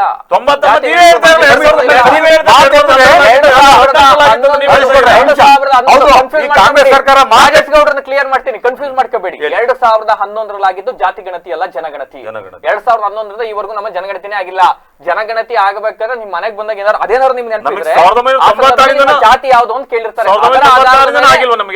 2011ರಲ್ಲಿ ಜಾತಿಗಣತಿ ಆದ ಸಂದರ್ಭದಲ್ಲಿ ಆಗ್ಲೂ ನಿಮ್ಮ ಜಾತಿ ಯಾವ್ದು ಅಂತ ಕೇಳಿರ್ತಾರೆ ಒಂದು ಕಾಲಮಲ್ಲಿ, ಆಗ ಬರ್ಕೊಂಡಿರ್ತಾರೆ. ಅದರ ಆಧಾರದ ಮೇಲೆ 2011 ಪ್ರಕಾರ ಒಕ್ಕಲಿಗರು 61,68,658 ಜನ ಇದ್ದಾರೆ. ಕಾಂಗ್ರೆಸ್ ಸರ್ಕಾರ ಇದೆಯಲ್ವಾ, ಅದೇ ಹೋದ ಬಿಜೆಪಿ ಸರ್ಕಾರದಲ್ಲಿ ಇದೇ ಕಾಂಗ್ರೆಸ್ ಸರ್ಕಾರದ ಎಲ್ಲ ನಮ್ಮ ಒಕ್ಕಲಿಗ ಸಮುದಾಯದ ನಾಯಕರುಗಳು ನಮಗೆ ಮೀಸಲಾತಿ ಬೇಕು ಅಂತ ಹೋರಾಟ ಮಾಡಿದ್ರು. ಇದೇ ಇವತ್ತು ಏನ್ ರೂಲಿಂಗ್ ಮಾಡ್ತಾ ಇದಾರೆ, ಇದೇ ಇವತ್ತು ಉಪಮುಖ್ಯಮಂತ್ರಿಗಳಿರ್ಬೋದು, ಮತ್ತೆ ಆ ಹಿಂದಿನ ಏನ್ ಇವತ್ತು ಒಕ್ಕಲಿಗ ಸಮುದಾಯದ ನಾಯಕರುಗಳಿದ್ದಾರೆ, ಶಾಸಕರುಗಳಿದ್ದಾರೆ, ಸಂಸದರುಗಳಿದ್ದಾರೆ, ಅವ್ರು ಏನ್ ಮಾಡಿದ್ರು, ನಾವು 1.25 ಕೋಟಿ ಇದೀವಿ, 1.25 ಕೋಟಿಗೆ ನಮಗೆ 14% ಕೊಡಬೇಕು ಅನ್ನೋದನ್ನ ಹೋರಾಟ ಮಾಡಿದ್ವಿ. ನಾನು ಕೂಡ ಅದ್ರ ಪ್ರಮುಖರಾಗಿದ್ವಿ. ಮತ್ತೆ ಇವತ್ತು ಏನು ಉಪಮುಖ್ಯಮಂತ್ರಿ DK ಶಿವಕುಮಾರ್ ಅವರು ಕೂಡ ಹಾಜರಿದ್ರು. ಮತ್ತೆ ಅವ್ರು ಹೆಂಗ್ ಒಪ್ಕೊಂಡ್ರು ಅವಾಗ? ಇವತ್ತು ಅವ್ರು ಹೇಳ್ತಾವ್ರಲ್ವಾ, ನಾವ್ ಹೆಂಗ್ ಮಾಡಿದ್ವಿ, ಏನ್ ಮಾಡಿದ್ವಿ ಅಂತಂದಾಗ, ಅವತ್ತು ನಾವು 1.25 ಕೋಟಿ ಇದೀವಿ, 14% ಬೇಕು ಅಂತ ಇದೇ ಉಪಮುಖ್ಯಮಂತ್ರಿ ಒಪ್ಕೊಂಡಿದ್ರಲ್ಲ ಅವತ್ತು. ಉಪಮುಖ್ಯಮಂತ್ರಿಗಳು 1.25 ಕೋಟಿ ಇದೆ ಅಂತ ಹೇಳಿದ್ರು. ಅವತ್ತು ಉಪಮುಖ್ಯಮಂತ್ರಿಗಳು ಚುಂಚನಗಿರಿ ಮಠದ ಇವರು ನಮ್ಮ ನಿರ್ಮಲ ಸ್ವಾಮೀಜಿ ಅವರು ಕೂಡ ಹಾಜರಿದ್ರು. ಅವತ್ತು DK ಶಿವಕುಮಾರ್ ಅವರು ಯಾವುದೇ ಮಾನದಂಡದಲ್ಲಿ ಇದನ್ನ ಇಟ್ಕೊಂಡು ಸಮೀಕ್ಷೆ ಮಾಡಿರಲಿಲ್ಲ ಸರ್. ಇದೇನು ಕಾಂತರಾಜ್ ನಾನು ಇಲ್ಲಿ ಉಪಮುಖ್ಯಮಂತ್ರಿಗಳೇ ತಪ್ಪು ಅಂತ ಹೇಳಿ ಉಪಮುಖ್ಯಮಂತ್ರಿಗಳು ನಮ್ಮ ಸಮುದಾಯ ಅಲ್ಲ, ರಾಜಕಾರಣಿಗಳು ಇರೋದೇ ತಪ್ಪು ಮಾತಾಡಕ್ಕೆ. ರಾಜಕಾರಣಿಗಳು ಹೇಳೋದೆಲ್ಲ ನಿಜ ಅಂತ ಒಪ್ಕೊ ಬಂದ್ಬಿಡ್ತೀರಾ? ವರದಿಯನ್ನ 4 ಮಾನದಂಡಗಳನ್ನ ರಾಜಕೀಯ ವ್ಯಕ್ತಿಯಾಗಿ ಮಾತಾಡ್ತಿಲ್ಲ ಅವ್ರನ್ನ. ಅವರು ಈ ರಾಜ್ಯದ ಉಪಮುಖ್ಯಮಂತ್ರಿಗಳು, ಅವ್ರ ಬಾಯಿನಲ್ಲಿ ಸುಳ್ಳು ಬರಬಾರ್ದು, ಅವ್ರು ರಾಜಕೀಯ ಮಾತಾಡಕ್ ಬರಲ್ಲ ಅವರು. ಯಾಕೆಂದ್ರೆ ಅವರು ನಮ್ಗೆ ಆಳುವಂತ ರಾಜ, ಅವರು ಈ ರಾಜ್ಯ ಆಳುವಂತ ಉಪರಾಜ್ಯರು ಅಲ್ವಾ, ಅವರು ಬಯಲು ಹೇಳ್ಬಾರ್ದು. ರಾಜಕಾರಣಿಯರೇ ಬಿಟ್ಟಿದ್ದೆ ಮಾತಾಡಿದಾರೆ ಅಂತ ಹೇಳೋಣ. DK ಶಿವಕುಮಾರ್ ಸುಳ್ಳು ಹೇಳಿದ್ರು ಅವತ್ತು ಅಂತ ವದ ಮಾಡಿ, ಅದ್ರ ಬದಲು ನೀವು ಸಂವಿಧಾನದ ಹುದ್ದೆ ಇರುವಂತ ವ್ಯಕ್ತಿ ತಪ್ಪು ಕೇಳ್ರಿ. ಮುಂದೆ ಜಾತಿ ಗಣತಿ ಆಧಾರ ಮಾಡ್ತಕ್ಕಂಥದ್ದು ಜನನ ಆಗ್ತಕ್ಕಂಥ ಆರೋಗ್ಯ ಇಲಾಖೆ ಇರ್ಬೋದು, ಶಿಕ್ಷಣ ಇಲಾಖೆ ಇರ್ಬೋದು, ಅದರ ಆಧಾರದಲ್ಲಿ ಪ್ರತಿ ಹಳ್ಳಿಗೆ ಗ್ರಾಮಕ್ಕೆ ಬಂದು ಆ ಒಂದು ವರದಿನ ಸಲ್ಲಿಸಬೇಕಾದ್ರೆ ತಾಲೂಕು ಸಮಿತಿಗಳನ್ನ ರಚನೆ ಮಾಡ್ಬೇಕಾಗತ್ತೆ, ಜಿಲ್ಲಾ ಸಮಿತಿಗಳನ್ನ ರಚನೆ ಮಾಡ್ಬೇಕಾಗತ್ತೆ. ವರದಿನ ಅವರು ಎಲ್ಲೋ ಕುತ್ಕೊಂಡು ಗಾಜಿನ ಮನೇಲಿ ಕುತ್ಕೊಂಡು ಹವಾನಿಯಂತ್ರಿತ ಕೊಠಡಿಲಿ ಕುತ್ಕೊಂಡು ತಪ್ಪು ವರದಿಗಳು ಕೊಟ್ಟು ಜನಸಂಖ್ಯೆಯ ಆಧಾರದ ಮೇಲೆ ಇವರು ಇಲ್ಲ ಸಲ್ಲದ ಕುಪೋಲ ಕಲ್ಪಿತ ಜಾತಿ ಗಣತಿಯನ್ನು ಮಾಡಿ ರಾಜ್ಯದಲ್ಲಿ ಇರ್ತಕ್ಕಂಥ ಎಲ್ಲ ಜಾತಿಗಳಲ್ಲಿ ಕಲಹ ತಂದು ರಾಜ್ಯವನ್ನ ಅವರು ಹಾಳು ಮಾಡ್ಲಿಕ್ಕೆ ಒಪ್ಪೇ ಬಿಡೋಣ ಅನ್ಕೋಣ, ತಪ್ಪು ಅಂತಾನೆ ಭಾವಿಸ್ಬಿಡೋಣ. ಈಗ ನೀವ್ ಹೇಳಿ, 4 ಜನ ಒಬ್ಬೊಬ್ಬಗೆ ಹೇಳಿ, ಯಾವ ಆಧಾರದ ಮೇಲೆ ಜಾತಿ ಗಣತಿ ಮಾಡ್ಬೇಕು? ಜಾತಿ ಅದ್ ಹೇಳಿದ್ರಲ್ಲ, ಅಲ್ಲ, ನಿಮ್ ಕಡೆಯಿಂದ ಬರ್ರಿ, ಅವ್ರು ಜಾತಿಯ ಆಧಾರನ ಯಾವ ರೀತಿ ಮಾಡ್ಬೇಕು ಅಂದ್ರೆ ಜನನ ಮರಣ ಪ್ರಮಾಣ ಪತ್ರ ಇರುತ್ತೆ. ಇವ್ರು ಯಾವ್ದು ರೇಷನ್ ಕಾರ್ಡ್ ನ ತಗೊಂಡ್ಬಿಟ್ಟು ಮಾಡಿರೋದು ಅಂತ ಕಾಣ್ತಾ ಇದೆ. ಯಾಕಂದ್ರೆ ರೇಷನ್ ಕಾರ್ಡ್ ಎಲ್ಲರೂ ಮಾಡ್ಸಲ್ಲ. ಅಲ್ಲ ಹೆಂಗ್ ಮಾಡಿದಾರೆ ಬಿಟ್ಬಿಡಿ, ರೇಷನ್ ಕಾರ್ಡ್ ಮತ್ತೊಂದು ಮಾಡ್ಕೊಂಡ್ರೆ ಜಾತಿಗೆ ನಾವು ಅನ್ಕೊಳ್ಳೋಣ ಇದು ತಪ್ಪು ಅನ್ಕೊಂಡ್ಬಿಡೋಣ. ಈಗ ನೆಕ್ಸ್ಟ್ ಹೆಂಗ್ ಮಾಡ್ಬೇಕು ಹೇಳಿ? ತಂತ್ರಜ್ಞಾನ ತುಂಬಾ ಇದೆ ಅಲ್ವಾ ಸರ್? ತಂತ್ರಜ್ಞಾನ ಮುಖಾಂತರ ಮಾಡ್ಬೋದು ತಾನೆ. ಅದೇ ಹೆಂಗ್ ಮಾಡ್ಬೇಕು ಹೇಳಿ? ನಾನು ಸಮೀಕ್ಷೆ ಅಂತ ಇವಾಗ WhatsApp ಅಲ್ಲಿ ಸಮೀಕ್ಷೆ ಮಾಡೋಣ, Facebook ಅಲ್ಲಿ ಸಮೀಕ್ಷೆ ಮಾಡೋಣ, ಆತರ ಮಾಡಕ್ಕಾಗಲ್ಲ. ನಾನು ನೋಡಿ, ಜನನ ಮತ್ತು ಮರಣ ಪ್ರಮಾಣ ಪತ್ರ ಕೊಡೋರು ಅವರಿದ್ದಾರೆ. ಎಷ್ಟು ಜನ ಯಾವ ಜನಾಂಗ ಅಂತೂ ದಾಖಲಾತಿ ಆಗೇ ಆಗುತ್ತೆ. ದಾಖಲೆ ಮಾಡ್ತಾರಲ್ವಾ, ಅದೊಂದಿದೆ. ಆಮೇಲೆ ಶಾಲೆಯಲ್ಲಿ ಸೇರಿಸುವಂತ ಆ ವಿಧಾನ ಒಂದಿದೆ. ಮತ್ತೆ ಇನ್ನೊಂದು ಏನು ಅಂತ ಅಂದ್ರೆ ರೇಷನ್ ಕಾರ್ಡ್ ಇದೆ, ಸುಮಾರು ಆಧಾರ್ ಕಾರ್ಡ್ ಇದೆ, ಪಾನ್ ಕಾರ್ಡ್ ಇದೆ, ಇವೆಲ್ಲ ಇದೆ ಆಯ್ತಾ. ಇವೆಲ್ಲಾರು ಸೇರಿಸ್ಕೊಂಡು ಈಗ ನಾವು ಇವ್ನು ಇಷ್ಟೇ ಟ್ಯಾಕ್ಸ್ ಕಟ್ಟಲ್ಲ, ಇವ್ನಿಗೆ ಟ್ಯಾಕ್ಸ್ ಪೇಯರು, ಇವ್ನು ಹಿಂಗೆ ಮಾಡಬೇಕು ಅಂತ ಅವೆಲ್ಲ ರೈಡ್ ಮಾಡೋಕೆ ಗೊತ್ತಾಗುತ್ತೆ. ಜಾತಿ ಗಣತಿ ಮಾಡೋಕ್ಕಾಗಲ್ವಾ? ನೂರಾರು ಇದಿದೆ, ಏನು ಹೇಳಿ, ನೂರಾರು ದಾರಿಗಳಿದೆ. ಆ ನೂರಾರು ದಾರಿಗಳನ್ನೆಲ್ಲ ಸೇರಿಸ್ಕೊಂಡು ಯಾವ್ದು ಸೂಕ್ತವಾದಂತ ಹೇಳ್ಬಿಟ್ಟು ಮಾಡ್ಕೊಂಡು ಮಾಡೋಂಥದ್ದು. ಇವ್ರು 54 ಮಾನದಂಡ ಇಟ್ಕೊಂಡು ಮಾಡವ್ರೆ ಸರ್ ಆಲ್ರೆಡಿ. ನೀವು 55 ಜನರು ಇದ್ರೆ ಹೇಳಿ ಸರ್. ಈಗ ಮತದಾರರ ಪಟ್ಟಿ ಯಾಕೆ ತಯಾರು ಮಾಡ್ತಾರೆ, ವೋಟರ್ ಲಿಸ್ಟ್ ಯಾಕೆ ತಯಾರು ಮಾಡ್ತಾರೆ? ಒಂದ್ ಹಳ್ಳಿಗೆ ಹೋಗ್ತಾರೆ, ಮನೆನೂ ಭೇಟಿ ಮಾಡ್ತಾರೆ. ಮನೆನೂ ಭೇಟಿ ಮಾಡಿದಾಗ ಇದನ್ನು ಅಷ್ಟೇನೆ ಜಾತಿ ಗಣತಿನ ಆ ಮನೆಯಿಂದ ಭೇಟಿ ಮಾಡಿ ಬರ್ಸ್ಕೊ ಆ ತರ ತರಬೇಕು. ಈಗ ವೋಟರ್ ಲಿಸ್ಟ್ ಯಾವ ಊರಿನಲ್ಲಿ ಹೋದ್ರು ವೋಟರ್ ಹಾಕೋದಿಲ್ವೇ? ವೋಟರ್ ಲಿಸ್ಟ್ ಅಲ್ಲಿ ಅವ್ರ ಹೆಸರು ಇದ್ದೇ ಇರುತ್ತಾನೆ. ಯಾವುದೇ ಗ್ರಾಮಕ್ಕೆ ಹೋಗಿ ಮನೆಯಲ್ಲಿ 10 ಓಟ್ ಇದಾವೆ ಅಥವಾ 3 ಓಟ್ ಇದಾವೆ, 4 ಓಟ್ ಇದಾವೆ, ಅದನ್ನ ಮಾಡೋದಿಲ್ವೇ? ಅದೇ ತರ ಒಂದೊಂದು ಮನೇಲಿ ಜಾತಿ ಗಣತಿನ ಆ ರೀತಿ ಮಾಡ್ಕೊಂಡ್ ಬರ್ಬೇಕು. ಈಗ ಕಾಂತರಾಜ್ ಅವ್ರು ಏನ್ ಹೇಳ್ತಾರೆ ಅವರ ವರದಿಯಲ್ಲಿ, ನಾವು ಕೂಡ 1.35 ಕೋಟಿ ಕುಟುಂಬಗಳನ್ನ ಸಮೀಕ್ಷೆ ಮಾಡಿದೀವಿ. 1.35 ಕುಟುಂಬ ಅಂತ ಅಂದ್ರೆ 5.98 ಕೋಟಿ ಜನರನ್ನ ಒಳಗೊಂಡಂತ ಕುಟುಂಬ. ಅದು ನಾವು ಮನೆಗೆ ಹೋಗಿ ಮಾಡಿದೀವಿ ಅಂತ ಅವ್ರು ಹೇಳ್ತಾರೆ. 1.60 ಲಕ್ಷ ಅಧಿಕಾರಿಗಳು ಇದ್ರಲ್ಲಿ ಪಾಲ್ಗೊಂಡಿದೀವಿ, ಸಿಬ್ಬಂದಿಗಳು ಅಂತ ಹೇಳ್ತಾರೆ.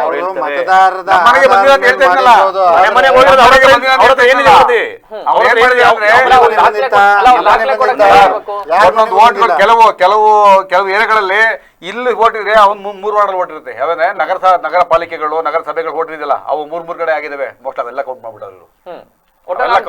ಮನೆಗೆ ಹೋಗ್ಬೇಕಲ್ಲ, ಅಲ್ಲ ಅದ್ ಮಾಡ್ಬೇಕಲ್ಲ ಅಧಿಕಾರಿಗಳಿಗೆ ಬಿಸಿಲಲ್ಲಿ ಮಾಡಕ್ಕಾಗಲ್ಲ. ಈಗ ಏನಾಗ್ಬಿಡುತ್ತೆ ಗೊತ್ತಾ ಸರ್, ಎಲ್ಲ ಕಡೆ ಯಾರೋ ಒಬ್ರು ಇನ್ಫ್ಲೂಯೆನ್ಸರ್, ಒಬ್ರು ಈಗ ನಮ್ ರಾಜೇಶ್ ಗೌಡ್ರು ಇನ್ಫ್ಲೂಯೆನ್ಸರ್, ಫೇಸ್ಬುಕ್ ಅಲ್ಲಿ ಆಗಾಗ ಲೈವ್ ಬರ್ತಾ ಇರ್ತಾರೆ. ರಾಜೇಶ್ ಗೌಡ್ರು ಒಂದ್ಸಲಿ ಕುತ್ಕೊಂಡ್ಬಿಟ್ರೆ ನಮ್ಮ ಮನೆಗೆ ಯಾರು ಬಂದೇ ಇಲ್ಲ ಅಂತ ಹೇಳ್ಬಿಟ್ರೆ ಅವ್ರನ್ನ ಫಾಲೋ ಮಾಡೋ 10 ಜನ 15 ಹೇಳಕ್ ಸ್ಟಾರ್ಟ್ ಮಾಡ್ತಾರೆ. ಅವ್ರ ಅಮ್ಮಗೆ ಫೋನ್ ಮಾಡಿ ಕೇಳಲ್ಲ, ಅಮ್ಮ ನಿಮ್ಮ ನಮ್ಮ ಮನೆಗೆ ಬಂದಿದ್ರೇನಮ್ಮ, ನಾನು ಇಲ್ಲೇದಾಗ ನಾವ್ 24 ಗಂಟೆ ಮನೇಲಿ ಇರ್ತೀವಾ ಅಕ್ಕ, ನಮ್ಮ ಹೆಂಡತಿ ಕೇಳಕ್ಕೆಲ್ಲ ಬಂದಿರೋ ನಮ್ಮ ಮನೆಯಿಂದ. ರಾಜೇಶ್ ಗೌಡ್ರು ಹೇಳಿದ್ರು ರಾಜೇಶ್ ಗೌಡ್ರು ಹೇಳಿದ್ರು ಮತ್ತೊಬ್ರು ಹೇಳಿದ್ರು ಹೇಳ್ತಿಲ್ಲ. ಪರಿಸ್ಥಿತಿ ಏನಾಗಿದೆ ಹಿಂದಿಂದು ಸರ್, ಪರಿಸ್ಥಿತಿ ಮನೆಗೆ ಬಂದಿಲ್ಲ, ಮನೆಗೆ ಬಂದಿಲ್ಲ. 3,000 ಜನದಲ್ಲಿ ಒಂದೇ ಸಿಕ್ಕಿರೋದು ನನಗೆ. 3,000 ನನಗೆ ಕೇಳಿದೀನಿ ಸೋಷಿಯಲ್ ಮೀಡಿಯಾದಲ್ಲಿ, ನಿಮ್ಮ ಮನೆಗೆ ಯಾರಾದ್ರೂ ಬಂದಿದ್ರೇನಪ್ಪ ಅಂದಾಗ 3,000 ಜನ ಕಮೆಂಟ್ ಮಾಡಿದಾರೆ ನನಗೆ. ಅದ್ರಲ್ಲಿ ಒಬ್ರು ಮಾತ್ರ ಇದೊಂದು ಸ್ಟಿಕ್ಕರ್ ಕಳಿಸಿದ್ದಾರೆ. ಇದನ್ನ ಏನಂತ ಹೇಳ್ತೀರಾ ನೀವು? ಒಬ್ರು ಆ ಸ್ಟಿಕ್ಕರ್ ಉಳಿಸ್ಕೊಂಡಿರ್ಬೋದು, ಇನ್ನು 3,000 ಜನ ಸ್ಟಿಕ್ಕರ್ ಇಲ್ಲ. ನಿಮ್ಮನೆ ಸ್ಟಿಕ್ಕರ್ ಇದೆಯಾ? ನಿಮ್ಮನೆ ಜಾತಿ ಗಣತಿ? ನಾನು 10 ವರ್ಷದಲ್ಲಿ 3 ಮನೆ ಚೇಂಜ್ ಮಾಡೀನಿ ಸರ್. ಬಂದಿರಬಹುದು, ಬರ್ದಲ್ಲೇ ಇರಬಹುದು, ನನಗೆ ಗೊತ್ತಿಲ್ಲ. ಅಲ್ಲ ನನಗೆ ಗೊತ್ತಿಲ್ಲ. ಹೌದಲ್ಲ, ನನಗೆ ಗೊತ್ತಿಲ್ಲ, ಆರೋಪ ಮಾಡ್ತಾ ಇಲ್ಲ. ನೋಡಿ, ನನ್ನ ಮನೆಗೆ 4 ಸ್ಟಿಕ್ಕರ್ ಅಂಟಿಸೋರೆ. ಕುಟುಂಬ ಮತ್ತು ಆರೋಗ್ಯ ಕಲ್ಯಾಣ ಇಲಾಖೆ ಅದೊಂದು ಸ್ಟಿಕ್ಕರ್ ಅಂಟಿಸೋಗವ್ರೆ. ಅದ್ಯಾರೋ ಡೆಂಗ್ಯೂ ಸೊಳ್ಳೆ ಮಾಡಕ್ ಬಂದಾಗ ಅವರೊಂದು ಸ್ಟಿಕ್ಕರ್ ಅಂಟಿಸೋಗ್ಬಿಟ್ಟವ್ರೆ. ಮತ್ತೊಂದು ಯಾರೋ ನೋಡಿ, ನಿಮ್ಮಂತ ಮೇಧಾವಿಗಳನ್ನೇ ಮನೆನೇ ಮಾಡಿಲ್ಲ, ನಮ್ಮ ಮನೆಗೆ ಅಂತ ಹೇಳ್ತಾ ಇಲ್ಲ. ನನಗೆ ಗೊತ್ತಿಲ್ಲ, ಅರಿವಿಲ್ಲ, ಅದನ್ನ ಆರೋಪ ಮಾಡಲ್ಲ. ಅರಿವಿಲ್ಲ ಆಗುತ್ತೆ ಸರ್. 10 ವರ್ಷಗಳ ಹಿಂದೆ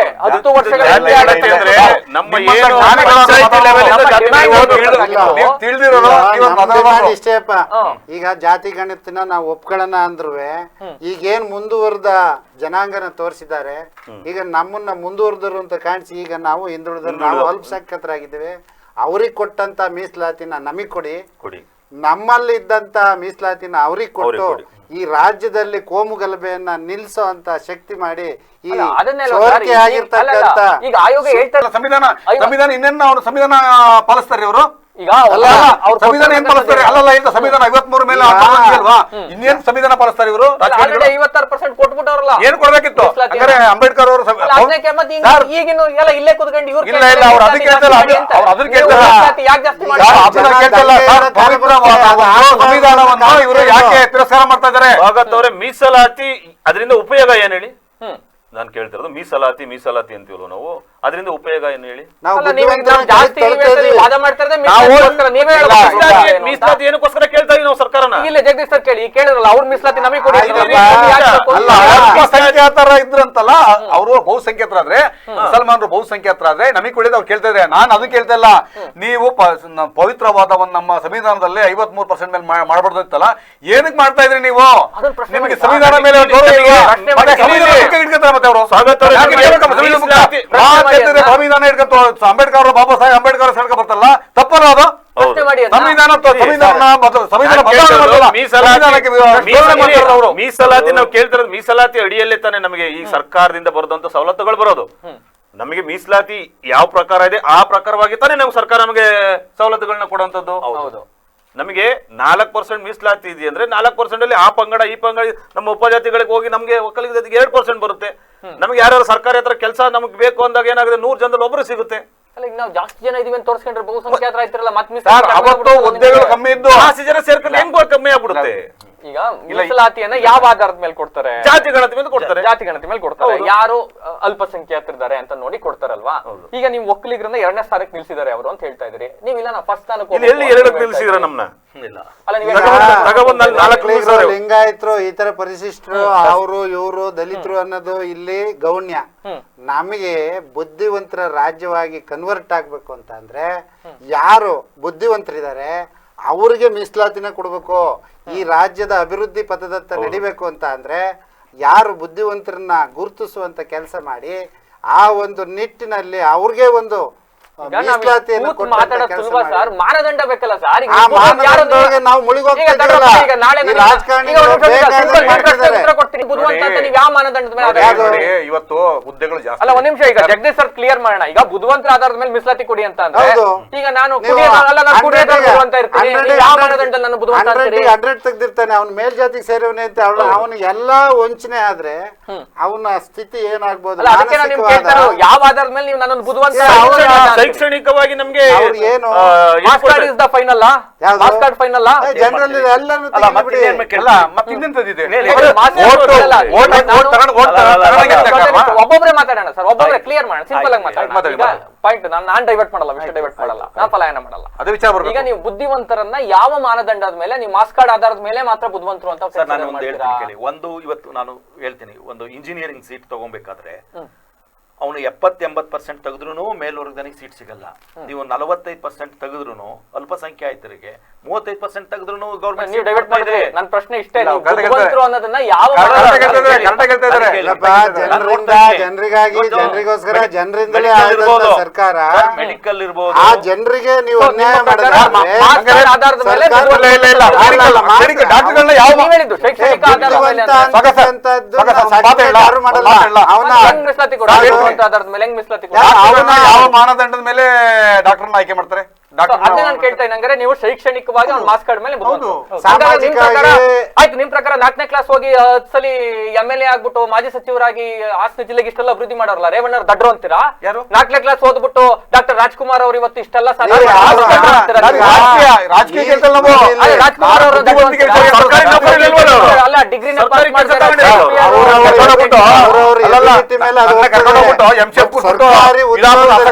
ಅದನ್ನೇ ಕೇಳ್ತಾರ. 4 ಜನ 4 ತರ ಮಾತಾಡ್ತಾ ಇದ್ರಿ, ಯಾರು ಒಬ್ರು ಈ ವಿಷಯದ ಬಗ್ಗೆ ಮಾತಾಡೋದು ಬೇರೆ. ಈಗ ನಾನು ಒಂದ್ ನಿಮಿಷ ನನ್ನ ತಗೊಂಡ್ಬಿಟ್ಟು ಸ್ಯಾಟರ್ಡ್ ಆರಿಸ್ಬೇಕು, ನೀನ್ ಆರಿಸುವಂತ ಕೂತ್ರೆ ನಾನು ಏನ್ ಆರಿಸ್ತೀನಿ? ಸ್ಟ್ರೈಕ್ ಮಾಡ್ತೀನಿ ಅಲ್ವಾ? ನಾವು ಅವ್ರು ಹೇಳಿದ್ ಏನ್ ಗೊತ್ತಾ? ಕರೆಕ್ಟ್, ಅವ್ರು ಹೇಳ್ತಾ ಇರೋದು ಗೊತ್ತಾ? ಬುದ್ಧಿವಂತರುಗಳು ಇವತ್ತು ನಮ್ಮಲ್ಲಿ ಇಲ್ಲಿ ಬುದ್ಧಿವಂತರುಗಳು ಅವಕಾಶ ಸಿಗ್ತಾರೆ ಹೊರದೇಶಕ್ಕೆ ಹೋಗ್ತಾರೆ. ನೀವು ನನ್ನ ಲೈನಿಗೆ ಬಂದ್ರಿ, ನಾನು ಅದನ್ನೇ ಹೇಳ್ತಾ ಇರೋದು. ನೀವು ಮಾಸ್ ಕಾರ್ಡ್ ಮೇಲೆ ಬುದ್ಧಿವಂತರು ಅನ್ನೋದಾದ್ರೆ ಸತೀಶ್ ಪಟೇಲ್ ಸ್ಯಾಟಲೈಟ್ ಆರ್ಸಕ್ ಬರಲ್ಲ, ಬಟ್ ಜನ ಸಂಘಟನೆ ಮಾಡೋದು ಗೊತ್ತು. ಅಂದ ಕಡೆ ನೀವು ದಡ್ರ ಅನ್ನಕ್ಕಾಗುತ್ತೆ, ನಾವು ಸ್ಯಾಟಲೈಟ್ ಆರ್ಸಕ್ ಬರಲ್ಲ ಅಂತ. ಹೌದು, ನೀವು ಬುದ್ಧಿವಂತರಲ್ಲ, ನೀವು ಸಂಘಟನೆ ಮಾಡೋದು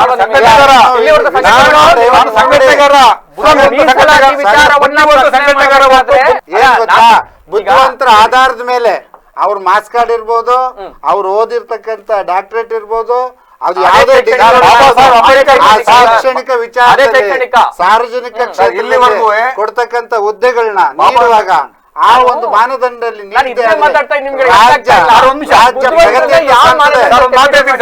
ಬಾಬಾ ಸಾಹೇಬ್ ಅಂಬೇಡ್ಕರ್ ಅವ್ರನ್ನ ಸಂವಿಧಾನ ಬರೆಯಕ್ಕೆ ಯಾಕೆ ಕೂರಿಸಿದ್ರು? ಬುದ್ಧಿವಂತರು ಅಂತ ಹೇಳಿ. ಕೂರಿಸಿದ್ರು. ಏನು ಓದಿದ್ರು ಸರ್ ಅತಿ ಹೆಚ್ಚು ಓದಿದ್ರು ಅಂತ ಅತಿ ಹೆಚ್ಚು ಅವ್ರ ಜೊತೆ ಇಬ್ರು ಬಿಟ್ರೆ ನಮ್ಮ ಇಂಡಿಯಾದಲ್ಲಿ ಯಾರ ಅವ್ರ ಲೆವೆಲ್ ಓದಿದ್ರು ಇಲ್ಲಿವರೆಗೂ ಇಲ್ಲ, ಖಂಡಿತ ಇಲ್ಲ ಅಲ್ವಾ? ಹಾಗಾಗಿ ಆ ಮೇಧಾವಿನೇ ನಾವು ಸಂವಿಧಾನ ಬರೆದಂತ ಮೇಧಾವಿನೇ ನಾವು ಅತಿ ಹೆಚ್ಚು ಪದವಿ ಪಡೆದಂತವ್ರು 35 ಪದವಿ ಪಡೆದಿದ್ದಾರೆ. ಅಂಬೇಡ್ಕರ್ ಅವರು. ಇದು ಯಾವುದು ಮಾರ್ಕ್ಸ್ ಕಾರ್ಡ್ ಮೇಲೆ ನಾವು ಅವ್ರನ್ನ ಆಯ್ಕೆ ಮಾಡಿದ್ವಿ ಒಂದು ನಿಮಿಷ ಅಂತ ದಿನನೇ ಆಯ್ಕೆ ಮಾಡಿದ್ರೆ ಹಂಗಿರೋದಕ್ಕೆ ಅಂತ ಮಹಾನ್ ವ್ಯಕ್ತಿ ಬರೆದಿರೋದು ಇವತ್ತು ಪವಿತ್ರ ಸಂವಿಧಾನ ಬರೆದಿಟ್ಟವ್ರು ಸರ್. ಅದಕ್ಕಾಗಿ ಹೇಳ್ತಾ ಇರೋದು ಸಂವಿಧಾನ ಬರೆಯಕ್ಕೆ ನೋಡಿ ಇಲ್ಲಿ ಜಾತಿ ಬರಲ್ಲ, ಹುದ್ದೆಗಳಿಗೆ ಜಾತಿ ಬರಲ್ಲ, ಜ್ಞಾನಕ್ಕೆ ಜಾತಿ ಇಲ್ಲ ಸರ್. ಹಾಗಾಗಿ ನೀವು ಜ್ಞಾನಿಗಳನ್ನ ಇದಕ್ ಮಾಡಿ ಇಲ್ಲಿ ಸರ್ಕಾರಿ ಕೆಲಸಗಳಿಗೆ ಇಲ್ಲಿ ಡಾಕ್ಟರ್ಗಳು ಇಂಜಿನಿಯರ್ ಮಾಡಿ ಇಲ್ಲಿ ಇರೋಂಥ ಜ್ಞಾನಿಗಳು ಹೊರದೇಶಕ್ಕೆ ಹೋಗ್ತಾ ಇದ್ದಾರೆ. ಯಾಕೆ ನಿಮ್ಮ ಈ ಕಿತ್ತೋದ ಮೀಸಲಾತಿ ವ್ಯವಸ್ಥೆ ಇಲ್ಲಿರುವಂತ ನಿಮ್ಮ ವ್ಯವಸ್ಥೆಗಳನ್ನ ಕಿತ್ಬಿಟ್ಟು ಇಲ್ಲಿ ಒಳ್ಳೆಯವ್ರಿಗೆ ಅವಕಾಶ ಕೊಟ್ಟು ಎಲ್ಲರಿಗೂ ಕೊಡಿ, ಬೇಡ ಅಂತಿಲ್ಲ, ಸಮಾನತೆ ಮಾಡಿ ಬೇಡ ಅಂತ ಹೇಳ್ತಿಲ್ಲ. ಯಾಕೆಂದ್ರೆ ಕೆಲವರು ನಾವು ಬುದ್ಧಿವಂತಿರ್ತಾರೆ, ಆ ಟೈಮ್ ಹುಷಾರಿರಲ್ಲ, ಮತ್ತೊಂದೇನಾಗಿ ಇದಾಗಿರುತ್ತೆ. ಆಮೇಲೆ ಎಲ್ಲಾ ಜಾತಿಯವರು ಬರಬೇಕು ಅನ್ನೋದು ನಾವು ಬಾಬಾ ಸಾಹೇಬ್ ಅಂಬೇಡ್ಕರ್ ಅವ್ರದ್ದು ಒಂದು ವಾದ ಆಗಿತ್ತು. ಹಾಗಾಗಿ ನೀವು ಮುಸಲ್ಮಾನರನ್ನ ಯಾರು ವಿರೋಧ ಮಾಡ್ತಾ ಇಲ್ಲ, ನೀವು ಮುಸಲ್ಮಾನ ವಿರೋಧ ಮಾಡಕ್ಕೆ ಯಾಕೆ ಮಾಡ್ತಾ ಇದ್ರಿ? ನೀವು ಅವ್ರದ್ದು ಜನಸಂಖ್ಯೆ ಜಾಸ್ತಿ ಆಗ್ತದೆ ಯಾಕೆ ಅದನ್ನ ಯಾಕೆ ತೋರಿಸ್ತಾ ಇದ್ರಿ?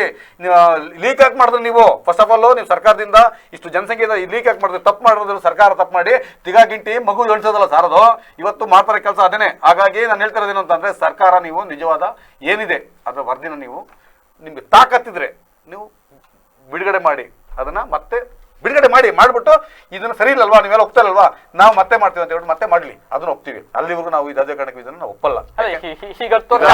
106 ಕೋಟಿ ಖರ್ಚು ಮಾಡ್ಕೊಂಡು ಸಂಖ್ಯೆ ಸ್ಫೋಟಗೊಳ್ತಾ ಇದೆ. ಇಂಡಿಯಾ ಚೈನಾನ ಮುಂದಕ್ಕೆ ಹೋಗ್ತಾ ಇದೆ. ಇದನ್ನ ನಿಯಂತ್ರಣ ಮಾಡಬೇಕಾದಂತ ಸರ್ಕಾರಗಳು ಈ ಜಾತಿ ಆಧಾರಿತ ಈ ಜಾತಿ ಗಣತಿಯನ್ನ ತಂದು ಒಂದೊಂದು ಜಾತಿಗೂ ಕಲಹ ತಂದು ಜ್ವಾಲೆಯಾಗಿ ಪರಿಣಮಿಸಿ ಇಡೀ ರಾಜ್ಯ ಹಾಳಾಗ ಅಂಥದ್ದನ್ನು ನಿಲ್ಲಿಸಬೇಕಾಗಿದೆ. ಏನು ಈ ಜನಸಂಖ್ಯೆ ಸ್ಫೋಟಗೊಳ್ಳೋದನ್ನು ಪ್ರತಿ ಗಂಡಾಗಲಿ ಹೆಣ್ಣಾಗಲಿ ಅವ್ರಿಗೆ 1-2 ಮೀಸಲು ಮಾಡಿ ಈ ರಾಜ್ಯ ದೇಶವನ್ನು ಕಾಪಾಡ್ತಕ್ಕಂಥ ಕೆಲಸ ಮಾಡಬೇಕಾಗಿದೆ. ರಾಜಕಾರಣಿಗಳು ಆ ನಿಟ್ಟಿನಲ್ಲಿ ಕೆಲಸ ಮಾಡಬೇಕು ಅನ್ನೋದು ನಮ್ಮ ಕೋರಿಕೆ. ಜಗದೀಶ್ ಅವರು ಹೇಳಿದಾಗೆ ಹಿಂದೂಗೆ ಒಂದು ಕಾನೂನು, ಮುಸ್ಲಿಮ್ಗೆ ಒಂದು ಕಾನೂನು ಏನು ಮಾಡಿದ್ದಾರೆ? ಆ ಹಿಂದೂಗೆ 2 ಮಕ್ಕಳು ಬೇಕು, 8 ಇರಲಿ 10 ಇರಲಿ ಆಗ್ಬೋದು. ಅದಕ್ಕಾಗಿ ಆ ನಿಟ್ಟಿನಲ್ಲಿ ಒಂದು ಸಮಾನತೆ ಕಾನೂನು ತರಲಿ.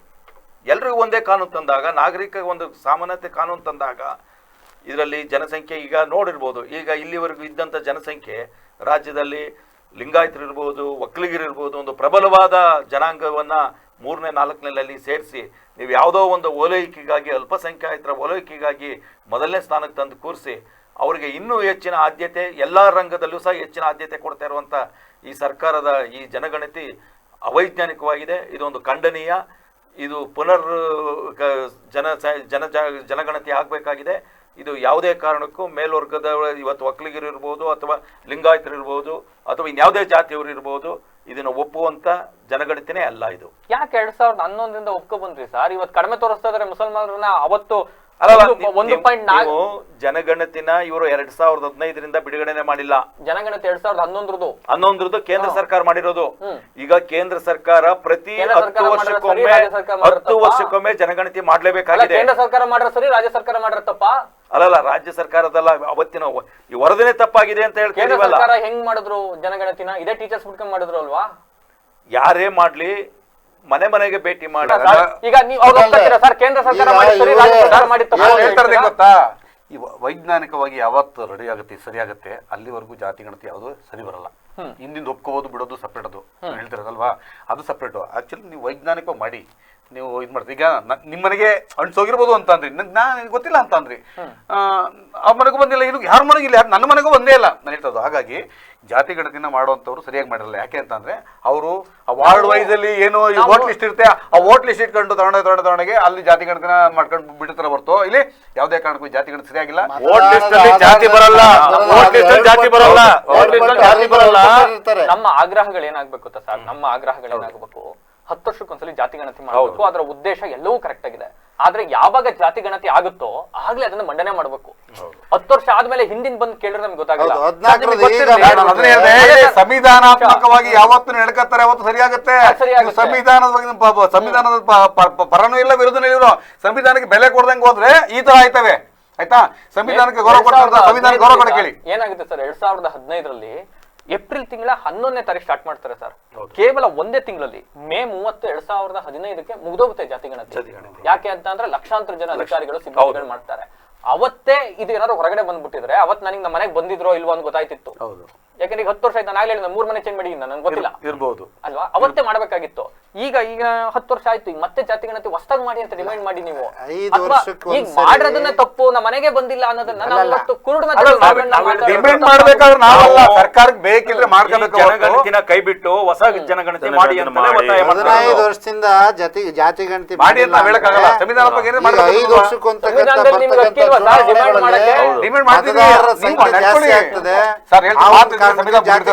ಮತ್ತೆ ಪುನರ್ವಾಗಿ ಸರ್ಕಾರದವರು ಸಂವಿಧಾನ ಪರ ಇಟ್ಕೊಂಡ್ರಿ, ಸಂವಿಧಾನ ನಮ್ದು ಅಂತ ಇಟ್ಕೊಂಡು ಪೂಜೆ ಮಾಡ್ಕೊಂತಾರಲ್ವಾ, ನೀವು ಅದ್ರ ನಡ್ಕೊಳ್ರಿ. ಯಾಕೆ ನಡ್ಕತ್ತಲ್ಲ ನೀವು? ನಾವು ಬರೀ ಹಂಗಾರೆ ನೀವು ತಪ್ಪು ಮಾಡಿದಾಗಲ್ಲ ನಾವು ಬೀದಿಗೆ ಇಳಿಬೇಕು. ಹಂಗಾರೆ ಜನಗಳು ನಮ್ಗೆ ಮಾಡೋ ಕೆಲಸ ಇಲ್ವಾ? ನಮ್ಗೆ ನಮಗೇನಾರು ತಿನ್ನಕ್ಕೆ ತಂದು ಆಗ್ತಾ ಇದ್ರಾ? ದುಡಿಬೇಕು, ನಮ್ಮ ತಾನೇ ಪೆಟ್ರೋಲ್ ಇದು ರೇಟ್ ಜಾಸ್ತಿ, ಡೀಸೆಲ್ ಇದ್ರ ಜಾಸ್ತಿ. ಇಲ್ಲಿ ವರ್ಷಕ್ಕೊಂದ್ಸಲ ನಾವು ದುಡಿತಾ ಇರ್ತೀವಲ್ಲ, 4,000 ಸಾವಿರ ಎಕ್ಸ್ಟ್ರಾ ಮಾಡ್ಕೋಬೇಕು. ಯಾಕೆ ಹೇಳಿ? ಈ ಕರೆಂಟ್ ಚಾರ್ಜು, ಈ ಬಸ್ ಚಾರ್ಜು, ರೈಲ್ ಚಾರ್ಜ್ ಜಾಸ್ತಿ ಆಗುತ್ತಲ್ಲ. ನಾವು ವರ್ಷ ಒಂದಂಗೆ ಇಲ್ಲಿ ನಮ್ಮ ದುಡಿಮೆನ 5,000 ಸಾವಿರ ಜಾಸ್ತಿ ಇಟ್ಕೊಂಡು ಹೋಗ್ಬೇಕು. ಯಾಕೆ ಹೇಳಿ? ಇಲ್ಲ ನಾವು ಜೀವನ ಮಾಡೋಕ್ಕಾಗಲ್ಲ. ಜನಗಳ ತೆರಿಗೆ ಅವರು 117 ಕೋಟಿನ 114 ಕೋಟಿನ ಖರ್ಚು ಮಾಡಿರೋಂಥದ್ದು. ಈ ಜನಗಣತಿ ಮಾಡ್ತೀವಿ ಅಂದ್ಬಿಟ್ಟು ಜನಗಳ ತೆರಿಗೆ ದುಡ್ಡನ್ನ ಈ ತರ ಅವೇಜ್ಞಾನಿಕವಾಗಿ ಖರ್ಚು ಮಾಡ್ಕೊಂಡು ಸರ್ಕಾರಕ್ಕೆ ನಿಮ್ ಕಡೆಯಿಂದ ಏನ್ ಸಲಹೆ ಕೊಡ್ಬೇಕು ಅಂತ ಕೊಡಿ. ಒಟ್ಟಿನಲ್ಲಿ ಸರ್, ನಾನು ಸರ್ಕಾರಕ್ಕೆ ಸಲಹೆ ಕೊಡೋಕೆ ಮತ್ತೊಂದಾಗಕ್ಕೆ ಇವತ್ತವರೆಗೂ ವರದಿ ಬಂದಿಲ್ಲ. ಹಂಗಾಗಿ ನಾನು ಇಲ್ಲಿ ಕುತ್ಕೊಂಡು ಮಾತಾಡಿದ್ರೆ ನಾನು ಮೂಡ ಆಗ್ಬಿಡ್ತೀನಿ. ನಮ್ಮನ್ನು ಮೂಡ ಮಾಡ್ಬಿಟ್ರಿ ನೀವು. ಸರ್ಕಾರದಿಂದ ಆಗಿರೋ ವರದಿ ಹೊರಗೆ ಬಂದಿದೆ. ಸರ್ಕಾರದಿಂದ ವರದಿ ಹೊರಗಡೆ ಬಂದಿಲ್ಲ. ಸರ್ಕಾರದಿಂದ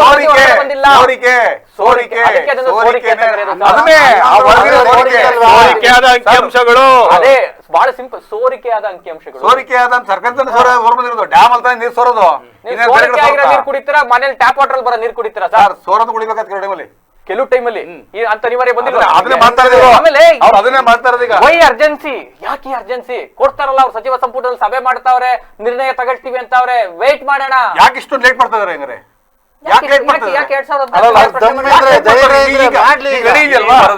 ಮಾಡ್ತೀವಿ ಅಂತಾನೆ ಅವರು ಸಭೆಗೆ ಸೇರ್ತಾರೆ. ಕಳ್ಳತನದ ಇದು ಮಾಡಿರೋದು ಇವ್ರಿಗೆಲ್ಲ. ಇವರು ಮತ್ತೆ ಕಳ್ಳತನದಲ್ಲಿ ಆಗ್ತದೆ.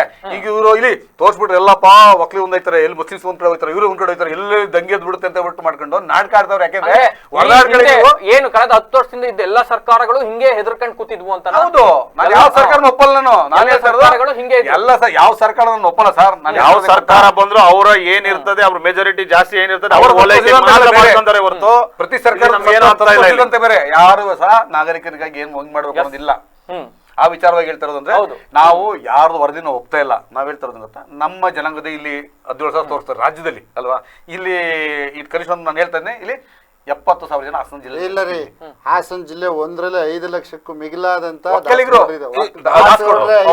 ಹಾಸನ ಮೇಲೆ ಹೇಳ್ತಾ ಇರೋದು. ಹಾಸನ ಜಿಲ್ಲೆ ಒಳಗೆ ತೋರಿಸ್ತಿರಲ್ಲ. ನಿಮ್ಗೆ ಮಾನ ಮರ್ಯಾದೆ ಐತನ್ರಿ ನಿಮ್ಗೆ? ನಿಮ್ಗೆ ಯಾವ್ದು ನೋಡಿಬೇಕ್ರಿ? ನಿಮ್ಗೆ ಈ ಸೆನ್ಸಸ್ ಮಾಡಿದವ್ರು, ಜಾತಿ ಜನಗಣತಿ ಮಾಡಿದವ್ರಿಗೆ, ಜಾತಿ ಗಣತಿ ಮಾಡಿದವ್ರಿಗೆ, ನರಸತ್ತ ರಾಜಕಾರಣಿಗಳಿಗೆ ನಿಮ್ಗೆ ಯಾವ್ದು ನೋಡಿಬೇಕು? ನಮ್ಮನೇದು ಯಾವ್ದು ಹಳೆ ತಂದೆ ಯಾವ್ದು ನೋಡಿಬೇಕಾ, ಇಲ್ಲ ಬೇರೆ ಏನೋ ನೋಡಿಬೇಕಾ ಹೇಳಿ? ನಿಮ್ಗೆ ದಯವಿಟ್ಟು ನೀವು ಇಲ್ಲಿ ಆ ಜಾತಿ ಕಮ್ಮಿ ಇದೆ, ಈ ಜಾತಿ ಕಮ್ಮಿ ಇದೆ ಅಂತ ಮಾಡ್ಬಿಟ್ಟು ನೀವು ಇಲ್ಲಿ ನಮ್ಮ ಹೊಡ್ಸ್ಬಿಟ್ಟು ಇಲ್ಲಿ ಇದು ಮಾಡ್ಬಿಡಿ. ಇವತ್ತು ಮುಸಲ್ಮಾನರ ಮೇಲೆ ಎಲ್ಲಾ ಜನಾಂಗನ ಎತ್ತಿಕಟ್ಟುವಂತ ಕೆಲಸ ನೀವು ಮಾಡ್ತಾ ಇದ್ರಿ. ಯಾಕೆ ಮಾಡ್ತಾ ಇದ್ರಿ ನೀವು? ಮುಸಲ್ಮಾನರನ್ನ ಓಲೈಕೆ ಮಾಡ್ತಾ ಇದ್ರೆ ಸರ್ಕಾರ ಎಲ್ಲರೂ ಜಗಳ ಮಾಡ್ತಾ ಇರಲ್ಲ. ಯಾಕೆ ನಿಮಗೆ ಮುಸಲ್ಮಾನ ಮೇಲೆ ಏನ್ ದ್ವೇಷ ಇದೆ ಕಾಂಗ್ರೆಸ್ ಸರ್ಕಾರದವ್ರಿಗೆ? ನಮ್ಮ ವಾದ ಏನ್ ಗೊತ್ತಾ, ಈ ಕಾಂಗ್ರೆಸ್ ಸರ್ಕಾರ ಮುಸಲ್ಮಾನರಿಗೂ ದಲಿತರಿಗೂ ಬಹಳ ಅನ್ಯಾಯ ಮಾಡ್ತಾ ಇದೆ. ಕಾರಣ ಇಷ್ಟೇ, ಮುಂದುವರೆದ ಪಂಗಡ ಅಂತ ಏನಿದೆ, ಲಿಂಗಾಯತರು ಇರ್ಬೋದು, ಗೌಡರು ಇರ್ಬೋದು, ಮತ್ತೊಬ್ರು ಇರ್ಬೋದು, ಕುರುಬರು ಇರ್ಬೋದು, ಇವರೆಲ್ಲರೂ ಅವ್ರ ಮೇಲೆ ಎತ್ಕಟ್ಟಿ ಅವ್ರಿಗೆ ಸಿಗ್ತಾ ಇದ್ದಂಥ ಸವಲತ್ತುಗಳನ್ನ ಕೀಳುವಂಥ ಪ್ರಯತ್ನ ಇದಾಗಿದೆ. ಒಳಗಿಂದಲೇ ಅವ್ರಿಗೆ ಅನ್ಯಾಯ ಮಾಡ್ತಾ ಇದ್ದಾರೆ ಅಂತಕ್ಕಂಥದ್ದು ನಮ್ಮ ಭಾವನೆ. ಈಗ ನನ್ಗೆ ಇನ್ನೊಂದು ಪ್ರಶ್ನೆ ಬರುತ್ತೆ ಸರ್, ರಾಜೇಶ್ ಸರ್ ಜೊತೆ ಮಾತಾಡೋಣ. ಭಾರತದಲ್ಲಿ 4,000 ಜಾತಿಗಳಿದ್ದಾವೆ ಸರ್. ನಮ್ಮ ಕರ್ನಾಟಕದಲ್ಲಿ 1,800 ಜಾತಿಗಳಿದ್ದಾವೆ ಸರ್. ಅದರಲ್ಲಿ ಎಲ್ಲನೂ ವಿಂಗಡಣೆ ಮಾಡಿ ನಾವು ಮುಖ್ಯವಾದ ಜಾತಿಗಳನ್ನ ಒಳಗಡೆ ಸೇರಿಸ್ಕೊಂಡು ಮಾಡ್ಕೊಂಡು ಹೊರಟಿದ್ದೀವಿ. ಈ ಜಾತಿ ಗಣತಿ ಅಂತಕ್ಕಂಥದ್ದು ಎಲ್ಲರ ಅಂಕಿಅಂಶನೂ ಕೂಡ ಕೊಟ್ಟಿದೆ. ಬಟ್ ಯಾಕೆ ಇಲ್ಲಿ ಮೇಜರ್ ಆಗಿ ಲಿಂಗಾಯತ ಸಮುದಾಯದವರು ಮತ್ತೆ ಒಕ್ಕಲಿಗ ಸಮುದಾಯದವರು ಯಾಕೆ ವಿರೋಧ ಮಾಡ್ತಾ ಇದ್ದಾರೆ? ಇವರಿಬ್ಬರೇ ವಿರೋಧ ಮಾಡ್ತಾರೆ ಅತಿ ಹೆಚ್ಚಾಗಿ. ಹೆಚ್ಚಾಗಿ ಪದ 2 ಬಳಸ್ತಾ ಕೋಟಿಗೂ ಇದ್ದಾರೆ. ಅಧಿಕವಾಗಿರ್ತಕ್ಕಂಥ ಯಾಕೆಂದ್ರೆ ಇಲ್ಲಿ ಈ ಒಕ್ಕಲಿಗರು ಮತ್ತೆ ಲಿಂಗಾಯತಗಳು ಯಾಕೆ ವಿರೋಧ ಮಾಡ್ತಾರೆ ಅಂತ ಹೇಳ್ತೀನಿ ಕೇಳಿ. ಒಕ್ಕಲಿಗರು ಲಿಂಗಾಯತ ಮಾಡಿ ಎತ್ಕೊಳ್ತಾ ಇದಾರಲ್ಲ ಇವರು ಸರ್ಕಾರದವರು. ಹಾಸನದಲ್ಲಿ 5 ಲಕ್ಷ ಜನ ಇದೀವಿ ಅಂತ ಹೇಳಿದ್ರಲ್ವಾ, ರಾಜ್ಯದಲ್ಲಿ 5 ಲಕ್ಷ ಇದೀವಿ. 5 ಲಕ್ಷ ಅಂತ ಹೇಳ್ತಾರೆ ಅಣ್ಣ ಹೇಳಿದ್ರಲ್ವಾ. ಇವತ್ತು ಅದನ್ನ ಬರೀ 17,000 ಜನ ಸೇರ್ತಾರೆ. ಅನ್ಯಾಯನ ಇಲ್ಲೇ ಕಾಣ್ತಾ ಇದೆ ಸರ್, ನಿಮ್ಗೆ ನಿಮ್ ಎದುರು ಕಾಣ್ತಾ ಇದೆ, ಕಣ್ಣೆದುರಿಗೆ ಕಾಣ್ತಾ ಇದೆ. ಕಣ್ಣೆದುರಿಗೆ ಕಾಣ್ತಾ ಇದೆ. ಕೆಳ ಜಾತಿಗಳು ಏನಾಗಿತ್ತು ಅಂತಂದ್ರೆ ಅವ್ರನ್ನ ಮೇಲ್ ಬರಕ್ ಬಿಡ್ತಾ ಇಲ್ಲ. ನಾವು ಹೈಯಿಂದ ಅಂದ್ರೆ ನಿನ್ನಿಂದ ಅಲ್ಲೇ ಇರುವಂತ ಹಿಂದಕ್ಕಿರುವಂತ ಅಂತ ಹೇಳ್ಬಿಟ್ಟು ಆ ಜಾತಿಗಳನ್ನ ಲೀಡರ್ಗಳನ್ನ ಏನ್ ಮಾಡ್ತಾರೆ ಅಂದ್ರೆ ಇವರು ತಲೆ ಸವರ್ತಾರೆ. ಯಾಕೆಂದ್ರೆ ಅವ್ರು ಎದುರ್ತಾರೆ. So, ಈ ಜಾತಿ ಗಣತಿಯಲ್ಲಿ ಅನ್ಯಾಯ ಆಗಿರತಕ್ಕಂಥದ್ದು ಲಿಂಗಾಯತ ಆಗಿದೆ ಅಂತ ಹೇಳ್ತೀನಿ ನಾನು. ಬರೀ ಒಕ್ಕಲಿಗರಿಗೆ ಮಾತ್ರ, ಲಿಂಗಾಯತರಿಗೆ ಮಾತ್ರ, ಎಲ್ಲ ಜಾತಿಗೂ ಆಗಿದೆ. ಮಾತ್ರ ಅಂತಲ್ಲ, ಇಡೀ ಎಷ್ಟು ಸಮುದಾಯ ಇದೆ. ಪ್ರಶ್ನೆ ನೀವು ಅರ್ಥ ಮಾಡ್ಕೊಳ್ಳಿ, ನನ್ನ ಪ್ರಶ್ನೆ ಅದನ್ನೇ ಕೇಳಿದ್ದು, ಯಾಕೆ ಅತಿ ಹೆಚ್ಚಾಗಿ ಲಿಂಗಾಯತ ಸಮುದಾಯದವರು ಒಕ್ಕಲಿಗ ಸಮುದಾಯದವರು ಇದನ್ನ ಪ್ರಶ್ನೆ ಮಾಡ್ತಾ ಇದ್ದಾರೆ, ಯಾಕೆ ಎಲ್ಲರೂ ಪ್ರಶ್ನೆ ಮಾಡ್ತಾ ಇಲ್ಲ? ಅದನ್ನ ಹೇಳ್ತಾರೆ ಕೆಳ ವರ್ಗದ ಏನ್ ಇದಾರೆ ಅವರೆಲ್ಲ ಏನಾಗುತ್ತೆ ಅಂತ ಅಂದ್ರೆ ಹೈಯಿಂದ ಅನ್ನೋ ಒಂದು ಹಿಡ್ಕೊಬಿಟ್ಟು ಏನ್ ಮಾಡಿದಾರೆ, ಅವ್ರನ್ನ ಮಾತಾಡಕ್ ಬಿಡ್ತಾ ಇಲ್ಲ. ಮಾತಾಡಕ್ ಬಂದವ್ರು ಅದುಮ್ತಾ ಇದ್ದಾರೆ ಯಾರು, ಇದೇ ರಾಜಕಾರಣಿಗಳು. ಯಾಕಂದ್ರೆ ನೀನ್ ಸುಮ್ನಿರೋ, ನಿಂಗೆ ಗೊತ್ತಾಗಲ್ಲ ಅಂತ ಮಾಡ್ತಾ ಇದ್ದಾರೆ. ಬಟ್ ಅವ್ರನ್ನ ಇಲ್ಲಿ ಕೆಳವದವ್ರನ್ನ ತುಣಿದು ಈ ರಾಜಕಾರಣಿಗಳ ಅಭ್ಯಾಸ ಆಗಿ ಇವತ್ತು ಅವ್ರನ್ನ ಈಗಲೂ ತುಣಿತಿದ್ದಾರೆ. ಅವ್ರಿಗೆ ಗೊತ್ತಾಯ್ತಿಲ್ಲ, ನಾವು ಕರೆಕ್ಟ್ ಆಗಿದೆ, ನೀವು ಅವ್ರಿದ್ರು ಇದೇನೋ ಲಿಂಗಾಯತರು, ಒಕ್ಕಲಿಗರು, ಮುಸ್ಲಿಮ್ಸ್ ಹೊಡೆದಾಡ್ಬಿಡ್ಲಿ ಅವರು, ನಿಮ್ದು ಇದೇ ಸುಮ್ಮನೆ ಹೇಳ್ಬಿಟ್ಟು ಅದುಮ್ತಾ ಇದ್ದಾರೆ. ಇಲ್ಲಿವರೆಗೂ ಸಹ ಈ ರಾಜಕಾರಣಿಗಳು ಇವತ್ತು ಮಾಡ್ಕೊಂಡ್ ಬಂದಿರೋದೆ ಕೆಳವರ್ಗದವ್ರನ್ನ ಹದಿಮಿ ಬರ್ತಾ ಇದ್ದಾರೆ. ಅವ್ರು ಮೇಲೆ ಹೇಳಕ್ ಬರಲ್ಲ. ಸರ್ಕಾರ ಬಂದ್ರು ಆಗಿರುವ ಅನ್ಯಾಯ ಅವರಿಗೆ ಇನ್ನೂ ಅರಿವಿಗೆ ಬಂದಿಲ್ಲ, ನಿಮಗೆ ಮಾತ್ರ ಬಂದಿದೆ ಅರಿವಿಗೆ. ಇಲ್ಲ, ಅವ್ರ ಯಾವುದೇ ಸರ್ಕಾರ ಬಂದಾಗ ಸರ್ಕಾರ ರಚನೆ ಮಾಡಬೇಕಾದಾಗ ಲಿಂಗಾಯತರು ಮತ್ತು ಒಕ್ಕಲಿಗರದ ಅದೇ ಒಂದು ನಿರ್ಧಾರ. ಕರ್ನಾಟಕದಲ್ಲಿ ಇರೋದೇ 2 ಜನಾಂಗ ಪ್ರಮುಖವಾಗಿದೆ. ಅಂದ್ರೆ ನೀವು ಯಾವುದೇ ಅಂಕಿಅಂಶಗಳು ತಗೊಳ್ಳಿ, ಯಾವುದೇ ಸರ್ಕಾರ ರಚನೆ ಆದಾಗ ಜನಗಳು ಯಾಕೆ ಬಂದಿದೆ, ಒಕ್ಕಲಿಗರು ಇರ್ಬೋದು, ಲಿಂಗಾಯತರು ಯಾಕೆ ಬಂದಿದೆ ಅಂದ್ರೆ, ನೀವು ಮುಸ್ಲಿಂ ಜನಾಂಗದ್ದು ನೀವೊಂದು ಕೋಟಿ ತೋರಿಸಿ ಬೇರೆವೆಲ್ಲವೂ ಕಡಿಮೆ ತೋರಿಸಿದಾಗ ಯಾವ ಹಂತದಲ್ಲಿದೆ ಇದನ್ನ ಜನಗಳಿಗೆ ಅದೇ ಅವರು ಎಲ್ಲ ರುಚಿಗೆ ಹೇಳ್ಬೇಕಾದ್ರೆ ಇದೇ ಕಾರಣ ಆಗಿದೆ. ಎಷ್ಟಿತ್ತು ಮುಸ್ಲಿಮ್, ಒಂದು 30%, ಒಂದು 30 ಲಕ್ಷನ ಎಷ್ಟಾಯ್ತು. ಇವತ್ತು ಅದ್ರ ಮೇಲೆ ತಗೊಂಡೋಗಿ ಕೋಟಿ ಅಂತ ಸೇರ್ಸಕ್ ಹೋದ್ರೆ ಮೇಲ್ವರ್ಗದ ಜನಾಂಗದ ಮೇಲ್ವರ್ಗದ್ದು ಅಂತ ಅಂದ್ರೆ ವೀರಶೈವರು ಇರ್ಬೋದು ಅಥವಾ ಲಿಂಗಾಯತರು ಇರ್ಬೋದು ಅಥವಾ ಮತ್ತೊಮ್ಮೆ ರಿಪೀಟ್ ಮಾಡ್ತೀನಿ ಮಾಡಿ 2011ರಲ್ಲಿ 66 ಕೋಟಿ ಜನಗಳನ್ನ ಸೆನ್ಸಸ್ ಮಾಡಿದ ಸಂದರ್ಭದಲ್ಲಿ ಮುಸಲ್ಮಾನರ ಜನಸಂಖ್ಯೆ 78,93,065 ಇತ್ತು.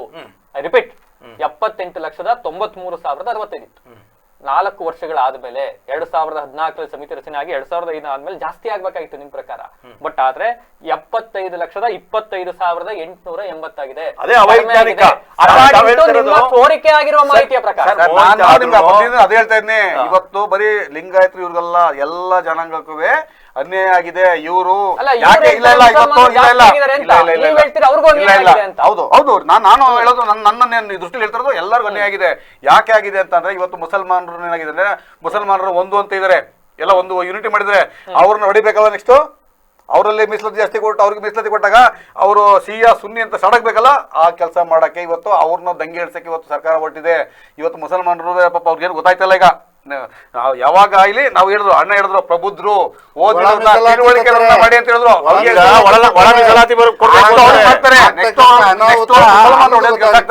ಈ ರಾಜಕಾರಣಿಗಳು ಮಾಡೋದ್ ಹೆಂಗ್ ಗೊತ್ತಾ, ಈಗ ಎಲ್ಲಾ ಹಿಂದೂಗಳನ್ನ ಹೊಡೆದಾಯ್ತು, ಆ ಹಿಂದೂಗಳಲ್ಲಿ ಲಿಂಗಾಯತ ಬೇರೆ ಬೇರೆ ಮಾಡಾಯ್ತು. ಈಗ ಮುಸಲ್ಮಾನರು ಒಂದು ಯೂನಿಟಿ ಇದೆ, ಆ ಯೂನಿಟ್ ಹೊಡಿಬೇಕು. ಹೆಂಗಿದೆ ಸಿಯಾ ಸುನ್ನಿ ಅದು ಪಬ್ಲಿಕ್ ಅದು ಹೊಡೆದು ಅವ್ರಿಗೆ ನೀವು ಪರ್ಸೆಂಟ್ ತಗೊಂಡಾಗ ಅಲ್ಲೊಬ್ಬ ಲೀಡ್ ಉಡ್ತಾನೆ, ಒಂದು ಜಾತಿಗೊಬ್ಬ ಲೀಡ್ ಉಡ್ತಾನೆ. ಅವ್ನು ಈಗ ಆಲ್ರೆಡಿ ಕೇಂದ್ರ ಸರ್ಕಾರದಾಗಿದೆ ಪಸ್ತೂರ್ ಅಂತ ಒಂದು ಜಾತಿ ಬರೀ ಒಂದು ಅವ್ರು ಒಪ್ಪಿಟ್ರು. ಈಗ ಬಿಲ್ ಒಪ್ಪಿಟ್ಟವ್ರೆ. ಈಗ ಕೇಂದ್ರ ಸರ್ಕಾರದಲ್ಲಿ ಅವರು ಮುಸ್ಲಿಮ್ಸ್ ಒಪ್ಪಿಟ್ಟು ಅಲ್ಲಿ ಮಾತಾಡ್ತಾ ಇದ್ರೆ ಅಲ್ಲಿ ಹೋಗಿದ ಅವರು 0.01% ಇರೋಂಥವ್ರು ಮುಸ್ಲಿಮ್ಸ್. ನಾನು ಕೇಳ್ತೀನಲ್ಲ, ಈ ಒಕ್ನ ಅವ್ರು ಒಪ್ಪಿರೋದಷ್ಟೇ, ಇನ್ಯಾರು ಒಪ್ಪಿಲ್ಲ, ಬಹುಸಂಖ್ಯಾತರು ಒಪ್ಪಿಲ್ಲ. ಇವತ್ತು ಅದೇ ಕೆಲಸ ಮಾಡ್ತಾವ್ರು. ಹೆಂಗೆ ಅಂದರೆ ಇಲ್ಲಿ ಮಾಡ್ಬಿಟ್ಟು ನೋಡ್ರಿ ಪಬ್ಲಿಕ್ ಇಷ್ಟರಲ್ಲಿ ಇಷ್ಟು ನಿಮ್ಮ ಜನಸಂಖ್ಯೆ ಅಂತ ಅದನ್ನು ಒಳ ಇದು ಹೇಳಿದ್ರೆ ಸೋರಿಕೆ ಅಂದಲ್ಲ, ಅವ್ರಿಗೆ ಸೋರಿಸ್ಬಿಡ್ತಾರೆ. ಮತ್ತೆ ಸೋರ್ಸ್ದಾಗ ಏನಾಗುತ್ತೆ ಅಂದರೆ ಅಲ್ಲಿಂದ ಅಲ್ಲಿ ಸ್ಟಾರ್ಟ್ ಆಗುತ್ತೆ. ಹೆಂಗೆ ಏನಂತ ನಮಗೆ ಇಷ್ಟು ಪರ್ಸೆಂಟ್ ಬೇಕು ಅಂತ ಅಲ್ಲಿ ಸ್ಟಾರ್ಟ್ ಆಗುತ್ತೆ. ಹಾಗಾಗಿ ಏನಾಗುತ್ತೆ ಅಂದರೆ ನಾವು ಸಮಾಧಾನವಾಗಿದ್ರೆ ಸರ್ಕಾರಗಳು ಆಳಕ್ಕಾಗಲ್ಲ. ಅದಕ್ಕೆ ನಮ್ಮನ್ನ ನಾವು ಸಮಾಧಾನವಾಗಿದ್ರೆ ಅವ್ರಿಗೆ ಏನು ಮಾಡಕ್ಕಾಗಲ್ಲ. ಈಗ ಕಿತ್ತಾಡ್ದಾಗ ಏನಾಗುತ್ತೆ ಅಂತಂದ್ರೆ ಅವ್ರ ರಾಜಕೀಯ ಬೆಳೆ ಬೇಯಿಸ್ಕೊಳಕ್ಕಾಗುತ್ತೆ. ಹಂಗಾಗಿ ನೆಕ್ಸ್ಟ್ ಮುಸಲ್ಮಾನ ಸಮುದಾಯನ ಎಷ್ಟೋ ಕನಿಷ್ಠ ಅಂತಂದ್ರೆ 20-30 ಭಾಗಗಳಾಗಿ ಹೊಡೆಯೋರು ಕೇಳಿ ಪಕ್ಕ ಮಾಡ್ತಾರೆ. ಆ ಕೆಲಸನ ಮಾಡಕ್ ನಿಂತಿರೋದು ಈ ಸರ್ಕಾರಗಳು. ಅದ ಗೊತ್ತಾಯ್ತಲ್ಲ, ಇಲ್ಲಿ ಹಿಂದೂ ಮುಸ್ಲಿಮ್ಸು ಒಕ್ಕಲಿಗರು ಅದು ಇದೊಂದು ಮಿಕ್ಸ್ ಮಾಡಿ ಏನಾಗ್ತದೆ ಅಂತಂದ್ರೆ ಆ ಜನಾಂಗಕ್ಕೆ ಅರಿವಾಗ್ತಾ ಇಲ್ಲ, ಕೆಳವರ್ಗದವ್ರಿಗೆ ಅರಿವಾಗ್ತಾ ಇಲ್ಲ. ಒಕ್ಕಲಿಗರಲ್ಲಿ ಏನಂತ ನಾಯಕತ್ವ ಜಾಸ್ತಿ ಇದೆ, ಸಂಘಟನಾತ್ಮಕ ಶಕ್ತಿ ಜಾಸ್ತಿ ಇರೋದ್ರಿಂದ ಏನಾಗಿದೆ, ಈ ಒಕ್ಕಲಿಗರು ಲಿಂಗಾಯತರು ಕೇಳ್ತಾ ಇದ್ರೆ ಹೊರತು ಬೇರೆಯವ್ರು ಕೇಳಕ್ಕೆ ಬಿಡ್ತಾರೆ ಅದಂತಾರೆ, ನಿಂಗೆ ಹತ್ತು ಕೊಟ್ಟು ನಾವು ಕೂತಾಳ ಅಂತಾರೆ. ಯಾಕೆಂದ್ರೆ ಆ ಒಂದು ಸಣ್ಣ ಒಟ್ನಲ್ಲಿ ಇದನ್ನು ಫೈನಲೈಸ್ ಮಾಡೋದಾದ್ರೆ ಒಕ್ಕಲಿಗರು ಮತ್ತೆ ಲಿಂಗಾಯತರನ್ನ ಹೊರತುಪಡಿಸಿ ಬೇರೆ ಯಾರಿಗೂ ಕೂಡ ಇನ್ನೂ ಅರಿವಿಗೆ ಬಂದಿಲ್ಲ, ಅರಿವಿಗೆ ಬಂದಾಗ ಅವರು ಕೂಡ ಹೋರಾಟಕ್ಕೆ ಬರ್ತಾರೆ ಅಂತ ಸರ್ ನಿಮ್ಮ ವರ್ಷ ಮುಗಿಸ್ಬಿಡೋಣ ಟೈಮ್ ಆಯ್ತು ಸರ್. ಇದರಲ್ಲಿ ಸರ್ಕಾರ, ನಾನು ಮೊದಲು ಅದನ್ನೇ ಹೇಳ್ತಾ ಇದ್ದೀನಿ, ಇದು ಮೇಲ್ವರ್ಗದವರನ್ನ ಇವತ್ತು ಒಕ್ಕಲಿಗರಿರ್ಬೋದು ಅಥವಾ ಲಿಂಗಾಯತರಿರ್ಬೋದು ಅವರನ್ನ ಒಂದು ತುಣಿಯೋದಕ್ಕಾಗಿ, ಇದನ್ನ ಅಲ್ಪಸಂಖ್ಯಾತರನ್ನ ಎತ್ಕಟ್ಟೋದಕ್ಕಾಗಿ ಈ ಜನಗಣತಿಯನ್ನ ಮಾಡಿದ್ದಾರೆ. ಇದೊಂದು ಅವೈಜ್ಞಾನಿಕವಾಗಿದೆ. ಇದು ಜನಗಣತಿಯನ್ನ ತಿರಸ್ಕರಿಸಿ ಹೊಸ ಜನಗಣತಿಯನ್ನ ಮಾಡಬೇಕು ಅಂತ. ರಾಜೇಶ್ ಗೌಡ್ರ ನಿಮ್ಮ ಈ ಜನಗಣತಿಯನ್ನ ನೀವು ಬಿಡುಗಡೆ ಮಾಡಬಾರ್ದು. ಇವತ್ತೇನು ನೀವು ಸಭೆ ಮಾಡ್ತಾ ಇದ್ದೀರಾ, ಸಭೆ ಮಾಡಿಕೊಂಡು ದಯವಿಟ್ಟು ಈ ಒಂದು ಜಾತಿ ಜನಗಣತಿಯನ್ನ ನೀವು ಬಿಡುಗಡೆ ಮಾಡದೆ, ಈಗೇನು ಎಲ್ಲರನ್ನೂ ಸಮುದಾಯನ ಸಮಸ್ಯೆ ಆಗಿದೆ ಮತ್ತೆ ಪರಿಶೀಲನೆ ಮಾಡಿ, ಮತ್ತೆ ಆಯೋಗ ರಚನೆ ಮಾಡಿ ಸರಿಯಾಗಿ ಸೂಕ್ತವಾಗಿ ಅವ್ರ ಮನೆಗೆ ಹೋಗಿ ಸಮೀಕ್ಷೆ ಮಾಡಬೇಕು ಅನ್ನೋದು ನನ್ನ ಒಂದು ಆಗ್ರಹ. ಜಗದೀಶ್ ನೀವೇನು ಹೇಳ್ತೀರಿ? ಈಗ ಸರ್ವಜನಾಂಗದ ಶಾಂತಿಯ ತೋಟ ಆಗಿರ್ತಕ್ಕಂಥ ಕರ್ನಾಟಕದ ಇತಿಹಾಸದಲ್ಲಿ ಈ ಥರ ಯಾವಾಗಲೂ ಆಗಿರಲಿಲ್ಲ. ಇವರು ಜಾತಿ ಗಣತಿಯನ್ನು ಸೋರಿಕೆ ಮಾಡೋದಕ್ಕೆ ಮತ್ತು 11-14 ಜಾತಿ ಗಣತಿನ ಈಗ ಮಂಡನೆ ಮಾಡೋದಕ್ಕೆ ಸರಿಯಾದ ರೀತಿಯಲ್ಲಿ 2025 ಜನಗಣತಿ ಆಧಾರದಲ್ಲಿ ಇರ್ತಕ್ಕಂಥ ಜನಸಂಖ್ಯೆಯನ್ನು ಗುರುತಿಸಿ ಹೊಸದಾಗಿ ಈ ವರದಿಯನ್ನು ಮಂಡನೆ ಮಾಡಿ ಜನರಲ್ಲಿ ಶಾಂತಿ ನೆಲೆಸಬೇಕು ಅಂತಕ್ಕಂಥದ್ದು ನಮ್ಮ ವಾದ. ಒಟ್ಟಿನಲ್ಲಿ ಇದಿಷ್ಟು ಜಾತಿ ಜ್ವಾಲೆಗೆ ಸಂಬಂಧಪಟ್ಟಂತೆ ಇನ್ನೂ ಕೂಡ ಸರ್ಕಾರ ಅಧಿಕೃತವಾಗಿ ಹೊರ ಹಾಕಿಲ್ಲ ಅಂಕಿ ಅಂಶಗಳನ್ನ. ಆದರೆ ಈಗ ಆಲ್ರೆಡಿ ಸೋರಿಕೆ ಆಗಿರುವ ಅಂಶಗಳನ್ನ ಇಟ್ಕೊಂಡು ಒಂದಿಷ್ಟು ಚರ್ಚೆಗಳು ರಾಜ್ಯಾದ್ಯಂತ ಬಹಳ ಪರ ವಿರೋಧ ಎರಡು ಕೂಡ ವ್ಯಕ್ತವಾಗ್ತಾ ಇದಾವೆ. At the end of the day ಜನತಾ ಜನಾರ್ದನ ಏನ್ ಹೇಳ್ತಾನೋ ಅದೇ ಕೂಡ ಫೈನಲ್. ಒಟ್ಟಿನಲ್ಲಿ ನಮ್ಮ ಪ್ಯಾನಲ್ ನಲ್ಲಿ ಕೂತಿದ್ದವ್ರು ಎಲ್ಲರೂ ಕೂಡ ಹೇಳೋದೊಂದೇ, ಈಗಿರ್ತಕ್ಕಂಥ ಏನು ವರದಿ ಬಂದಿದೆ ಇದು ಸರಿ ಇಲ್ಲ ಅಂತಕ್ಕಂಥದ್ದು ಅವರ ವಾದ. 10 ವರ್ಷ ಆಗಿದೆ, ಹೊಸ ವರದಿಯನ್ನ ತರಬೇಕು, ಹೊಸ ಏನು ಜಾತಿ ಗಣತಿ ಮಾಡೋ ಸಂದರ್ಭದಲ್ಲಿ ವೈಜ್ಞಾನಿಕ ಮಾದರಿಯಲ್ಲಿ ಮಾಡಬೇಕು ಅಂತಕ್ಕಂಥದ್ದು ಒಂದಿಷ್ಟು ಜನರ ಅಭಿಲಾಷೆ. ನೋಡೋಣ ಮುಂದಿನ ದಿವಸಗಳಲ್ಲಿ ರಾಜ್ಯ ಸರ್ಕಾರ ನಾವು ಮಂಡಿಸ್ತೀವಿ ಅಂತ ಹೊರಟಿದೆ. ಮಂಡಿಸಿದ ಮೇಲೆ ಏನಾಗುತ್ತೆ ಅನ್ನೋದನ್ನ ನೋಡೋಣ. ಆಗ ಮತ್ತೊಮ್ಮೆ ಕೂತು ಇದೇ ರೀತಿ ಪ್ಯಾನಲ್ ಡಿಸ್ಕಷನ್ ಮಾಡೋಣ ಅಂತ ಹೇಳ್ತಾ ಇದಾಗಿತ್ತು ಇವತ್ತಿನ ವಿಶೇಷ. ನಿರಂತರ ಸುದ್ದಿಗಾಗಿ ನೋಡ್ತಾರೆ BBC ಟಿವಿ, ಸತತ ಕಡೆ ನಮ್ಮ ನಡೆ.